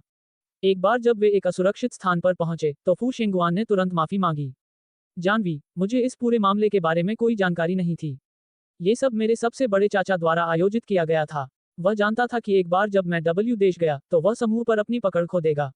उसने चुपके से जोयू टेक्नोलॉजी के लोगों से संपर्क किया, बेशर्मी से जयंत ग्रुप के साथ सौदे को चुराने की कोशिश की और लगभग तुम्हें चोट पहुंचाई। मैं गहरी पछतावा ने उसकी आंखों को भर दिया। जानवी ने फू शेंगुआन की आंखों में देखा जो वास्तविक भावना को प्रतिबिंबित करती हुई लगती थी। अगर यह मास्टरफुल अभिनय नहीं था तो वह वास्तव में इस सबसे अनजान था। किसी भी मामले में मैंने अपने सबसे बड़े चाचा को एक स्वास्थ्य जांच के लिए अस्पताल में भर्ती करने का इंतजाम किया है। उन्हें अगले कुछ महीनों के लिए जयंत ग्रुप को परेशान करने का मौका नहीं मिलेगा। तुम मुख्य कार्यकारी अधिकारी जय को आश्वासन दे सकती हो। फू वेनिक्सन ने इन पिछले कुछ दिनों में कोई मुसीबत पैदा नहीं की है। क्या फू शेंगुआन ने उसे नजरबंद कर दिया है? जानवी फू शेंगुआन के निर्णायक तरीकों से हैरान थी। वह फू वेनिक्सन को भी नजरबंद कर सकता था। साथ ही वह जानवी के लिए फू शेंगुआन ने जो किया था उससे प्रेरित थी। वास्तव में तुम्हें ऐसा करने की कोई जरूरत नहीं थी। व्यावसायिक प्रतिस्पर्धा अक्सर बेईमान होती है, मैं वह समझती हूँ। फू शेंगुआन की आंखें तीव्रता से जल उठी क्योंकि उसने जानवी को घूरा। लेकिन मैं किसी को भी तुम्हें नुकसान पहुंचाने की अनुमति नहीं दे सकता। ताली ताली ताली। सिद्धार्थ वर्धन पास आया, एक ठंडी मजाकिया मुस्कान के साथ अपने हाथ थपथपा रहा था। राष्ट्रपति फू से कितना भावुक इकबालिया बयान, उसने कहा। ये वास्तव में किसी के दिल को छू लेता है। उसकी आवाज एक व्यंग्य से टपक रही थी जिसे जानवी ने कष्टप्रद पाया। फू शेंगुआन ने अपने होठों को घुमाया, उदासीनता के साथ अपना भद्द तारांकन पोइस तारांकन बनाए रखा। सिर्फ सच बोल रहा हूँ। क्या निदेशक सिद्धार्थ को भी चुपके से सुनने की आदत है? तुम इतनी जोर से बोल रहे थे, मुझे न सुनने के लिए बहरा होना पड़ेगा। ये पहली बार था जब जानवी ने सिद्धार्थ वर्धन को किसी का इतना सीधे सामना करते देखा था। उसके शब्द तेज और चुभने वाले थे, एक जंगली जानवर की तरह, जैसे वह फू शेंगुआन को टुकड़े टुकड़े करना चाहता था। जैसे ही वह हिचकिचाई, सोच रही थी कि क्या उसे फू शेंगुआन को इस संकट से बाहर निकलने में मदद करनी चाहिए, सिद्धार्थ वर्धन पास आया और उसका हाथ लिया। उस ठग के शब्दों को मत सुनो, उसने चेतावनी दी। तुम हड्डियों और सभी को निगल सकती हो। फू शेंगुआन ने पलटवार किया। निदेशक सिद्धार्थ, दूसरों पर अपनी खुद की प्रवृत्तियों को प्रक्षेपित मत करो। मैं पहले से ही सबसे धनी आदमी हूँ, मुझे रैंकों पर चढ़ने के लिए एक महिला का उपयोग करने की जरूरत क्यों होगी? तुम्हें, दूसरी ओर, इस परियोजना को सुरक्षित करने में विफल होने पर दिवालियापन और परिसमापन का सामना करना पड़ सकता है। तुम्हें अपने मामलों के बारे में अधिक चिंता करनी चाहिए। दोनों पुरुष एक दूसरे के खिलाफ खड़े थे, उनकी उपस्थिति जबरदस्त थी। उनके चारों ओर हवा तुरंत कुचल गई, फटने की कगार पर थी। जानवी ने एक अभूतपूर्व दबाव महसूस किया, जैसे उसका दिल फटने वाला था। उसके कानों में एक गड़गड़ाहट भर गई और एक विभाजित सिर दर्द उसके माध्यम से जला। सिद्धार्थ वर्धन ने उपहास किया।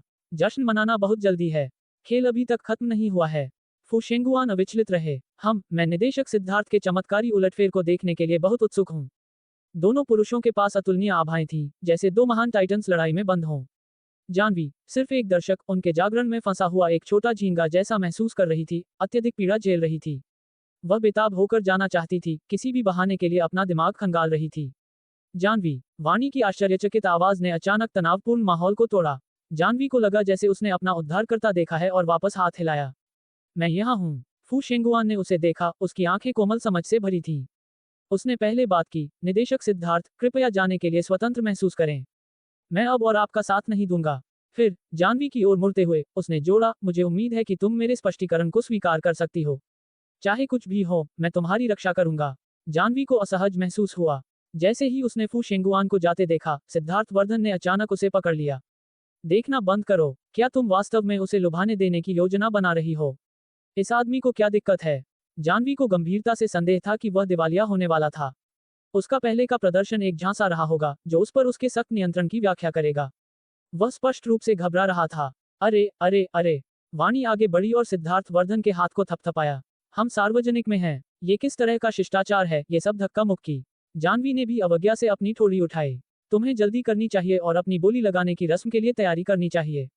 सिद्धार्थ वर्धन ने अपनी कलाई घड़ी को देखा, चिड़चिड़ापन में अपने दांत भींच लिए। जानवी, अगर तुम उसकी सुनती हो तो तुम्हें जल्द या बाद में पछतावा होगा। मैं अपने निर्णय खुद ले सकती हूँ। उसके साथ उसने सिद्धार्थ वर्धन को नजरअंदाज किया और तुरंत वाणी को अपने साथ खींचते हुए दूर चली गई। दोनों ने बैठने के लिए एक शांत और शांतिपूर्ण जगह पाई, मेहमानों की अंतहीन धारा और गिलासों की खड़खड़ाहट से दूर। ये काफी आरामदायक था। वाणी ने एक ही बार में शैंपेन का एक गिलास गटक लिया। गंभीरता से, सल्सी ग्रुप ने वास्तव में एक शो किया है। अब तक घरेलू और अंतर्राष्ट्रीय स्तर पर हर कोई जानता है कि त्यान्याओ ग्रुप और हाओहान ग्रुप आमने सामने जा रहे हैं। आज पर्दा उठता है और एक निर्णायक लड़ाई विजेता को निर्धारित करेगी। स्पष्ट रूप से, क्या तुम सिद्धार्थ वर्धन के लिए चिंतित हो? चिंतित? जानवी पूरी तरह से सुनिश्चित नहीं थी। उसके दिल में एक अवर्णनीय भावना उठ रही थी। फिर भी उसने जिद्दी से जवाब दिया, उसे मेरे लिए चिंतित होने की जरूरत नहीं है। कोई और होगा। इससे पहले कि शब्द उसके मुंह से निकल पाते, प्रवेश द्वार पर एक सरसराहट की आवाज आई। जय चंचल एक लंबी काली शाम की पोशाक पहने हुए अंदर चली गई। वह मोहक रूप से सुंदर थी, एक कांटेदार काली गुलाब की तरह। उसका शरीर टोंड और ताकत विकसित कर रहा था। उसकी गर्मी आंखें, आग की तरह, कई पुरुषों का ध्यान खींचती थीं। वहां मौजूद सभी लोग व्यावसायिक दिग्गजों थे, जिनके लिए सुंदर महिलाएं अब एक उपन्यास दृश्य नहीं थीं। फिर भी जय चंचल की उपस्थिति ने अभी भी एक हलचल पैदा की। मैंने उसे पहले कभी नहीं देखा है। अकेले प्रवेश करते हुए वह या तो खुद एक दिग्गज थी या एक शीर्ष स्तरीय की मालकिन थी। उसकी पहचान बहुत अटकलों का विषय थी। नमस्ते, मिस जानवी। सिद्धार्थ वर्धन पर एक चंचल नजर डालते हुए वह जानवी और वाणी की ओर चली गई। वाणी ने अपने होठों को सिकोड़ लिया। वह यहाँ दोस्ताना कारणों के लिए नहीं लगती। जानवी ने जवाब दिया, दोस्ताना लोग शायद ही कभी ऐसा प्रवेश करते हैं। जानवी ने पूछा, मिस जय चंचल, आप यहाँ क्यों आई हैं? बस चीजों को थोड़ा जीवंत करने के लिए यहाँ हूँ। जय चंचल ने एक गुजरते हुए वेटर से शैंपेन का एक गिलास उठाया और इसे सिद्धार्थ वर्धन की दिशा में उठाया। यह उसके लिए एक महत्वपूर्ण क्षण है, उसका जीवन और मृत्यु, इसलिए बोलने के लिए मुझे आना पड़ा और देखना पड़ा, है ना? उसने एक मुस्कान के साथ समाप्त किया, अपना गिलास खाली कर दिया और फिर जोड़ा, मुझे गलत मत समझना। ये सिर्फ कैमरेडरी से बाहर है, एक सहयोगी के रूप में। वाणी ने एक घृणित हंसी दी। मिस जय चंचल, आप निदेशक सिद्धार्थ के लिए चीयर करने के लिए यहाँ नहीं लगती हैं। यह ऐसा है जैसे आप भविष्य की मिसेज सिद्धार्थ की स्थिति से बोल रही हैं। जय चंचल ने उसे एक नजर मारी, उसकी आंखें तेज और ठंडी थीं। उसके हाथों पर खून था, उसकी आभा एक साधारण महिला से बहुत दूर थी। कोई और शायद डर में भाग गया होता, लेकिन वाणी, जिसने न्यू फैशन ग्रुप को शून्य से बनाया था और किसी भी चीज से डरती नहीं थी, अपनी जमीन पर खड़ी थी। तुम्हारा क्या मतलब है? वाणी ने पलटवार किया। अगर तुम नहीं चाहती कि लोग बात करें, तो ऐसी चीजें मत करो जो अटकलों को आमंत्रित करें। तुम ही हो जो छिपे हुए इरादे रखती लगती हो, यहाँ उस पवित्र सफेद कमल के रवैये के साथ आ रही हो। वाणी के शब्दों ने जय चंचल का चेहरा गुस्से से ढक दिया। फिर अगले सेकंड में वाणी ने अपना लहजा बदल दिया। अगर तुम्हें वह पसंद है तो बस खुलेआम कहो, निष्पक्ष प्रतिस्पर्धा करो और हम तुम्हें दोष नहीं देंगे। तुम्हारे जैसी एक सक्षम महिला को कुछ निर्दोष सफेद कमल की तरह कार्य करने की कोई जरूरत नहीं है ना? वाणी ने प्रयासहीन रूप से जय चंचल की भावनाओं के साथ खेला। जानवी उसकी साहसी रणनीतियों से स्तब्ध थी। जानवी खुद को नतीजे के लिए तैयार कर रही थी। उसने जय चंचल को अचानक एक मोहक मुस्कान फ्लैश करते हुए उम्मीद नहीं की थी, शर्म के एक संकेत के साथ रंगा हुआ। मिस वाणी, तुम वास्तव में सीधी हो, लेकिन मुझे आश्चर्य है, मिस जानवी क्या सोचती हैं? वाणी ने जानवी को एक अर्थपूर्ण नजर मारी। बेशक, वह निष्पक्ष प्रतिस्पर्धा के बारे में मुझसे सहमत है। इसके अलावा, जानवी सिद्धार्थ वर्धन से पुनर्विवाह करने के लिए विशेष रूप से उत्सुक नहीं है। अगर तुम वास्तव में सक्षम हो, तो उसे जीतने की कोशिश क्यों नहीं करती? हालांकि क्या? वाणी ने हंसा। खैर, तुम जानती हो, जानवी का वह छोटा रहस्य है। उसने अपने शब्दों को लटका दिया। जय चंचल ने तुरंत जवाब दिया, चिंता मत करो। मैं इतनी नासमझ नहीं हूं कि बच्चे की पहचान सिद्धार्थ वर्धन को सिर्फ इसलिए प्रकट करूं कि वह तुम्हारे प्रति पूरी तरह से समर्पित हो जाए। जानवी को अंततः अपने दिल से एक वजन उठता हुआ महसूस हुआ। वाणी के पास वास्तव में शब्दों के साथ एक तरीका था। सिर्फ कुछ वाक्यों के साथ, वह एक संभावित दुश्मन को एक सहयोगी में बदलने में कामयाब रही थी और जय चंचल के बेटे को बचाने में मदद करने के लिए अपना सबसे अच्छा करने का वादा भी सुरक्षित कर लिया था। लेकिन यह निष्पक्ष प्रतिस्पर्धा, क्या ये वास्तव में निष्पक्ष है? मिस जानवी, चलो स्पष्ट करते हैं। अगर मैं निदेशक सिद्धार्थ को जीतने में कामयाब होती हूँ, तो तुम मुझे दोष नहीं दे सकती। एक अधिकार इतना तीव्र कि यह लगभग स्पर्शनीय था, उसकी आंखों में चमक गया। जानवी ने एक विनम्र मुस्कान दी। मैं इसके लिए उत्सुक हूँ। दोनों ने गिलास खड़खड़ाए, प्रत्येक ने अपने छिपे हुए एजेंडे को पोषण दिया। आयोजन शुरू होने वाला था। मंच पर मेजबान सामान्य उद्घाटन सदाचार वितरित कर रहा था। मैं जाकर एक नजर डालूंगी। जय चंचल ने खुद को बर्खास्त कर दिया और दूर चली गई, उसके कूल्हे सुंदरता से झूल रहे थे। कुछ कामुक मुख्य कार्यकारी अधिकारी पहले ही आपस में फुसफुसाहट शुरू कर चुके थे। उसने स्पष्ट रूप से इस तरह के ध्यान में आनंद लिया। छी, इतना अपरिष्कृत। उसके हत्यारे दिनों की वे आदतें स्पष्ट रूप से उसकी हड्डियों में समाई हुई हैं, वाणी ने जाह्नवी से टिप्पणी की। पुरुषों के साथ फ्लर्ट करना, उन्हें लुभाने के लिए अपनी सुंदरता का उपयोग करना, हमेशा वार करने के लिए उपयुक्त क्षण का इंतजार करना, यह उसके लिए दूसरी प्रकृति थी। जाह्नवी ने जय चंचल को सिद्धार्थ वर्धन के पास पहुंचते हुए देखा और वाणी से बुदबुदाई, मुझे यकीन है कि वह भी उस पर झपटना चाहती है। धन्यवाद दोस्तों। अगर कहानी अच्छी लगी हो तो लाइक करें और नई कहानियों के लिए VS नॉवल वर्ल्ड को सब्सक्राइब ज़रूर करें। मिलते हैं अगली कहानी में।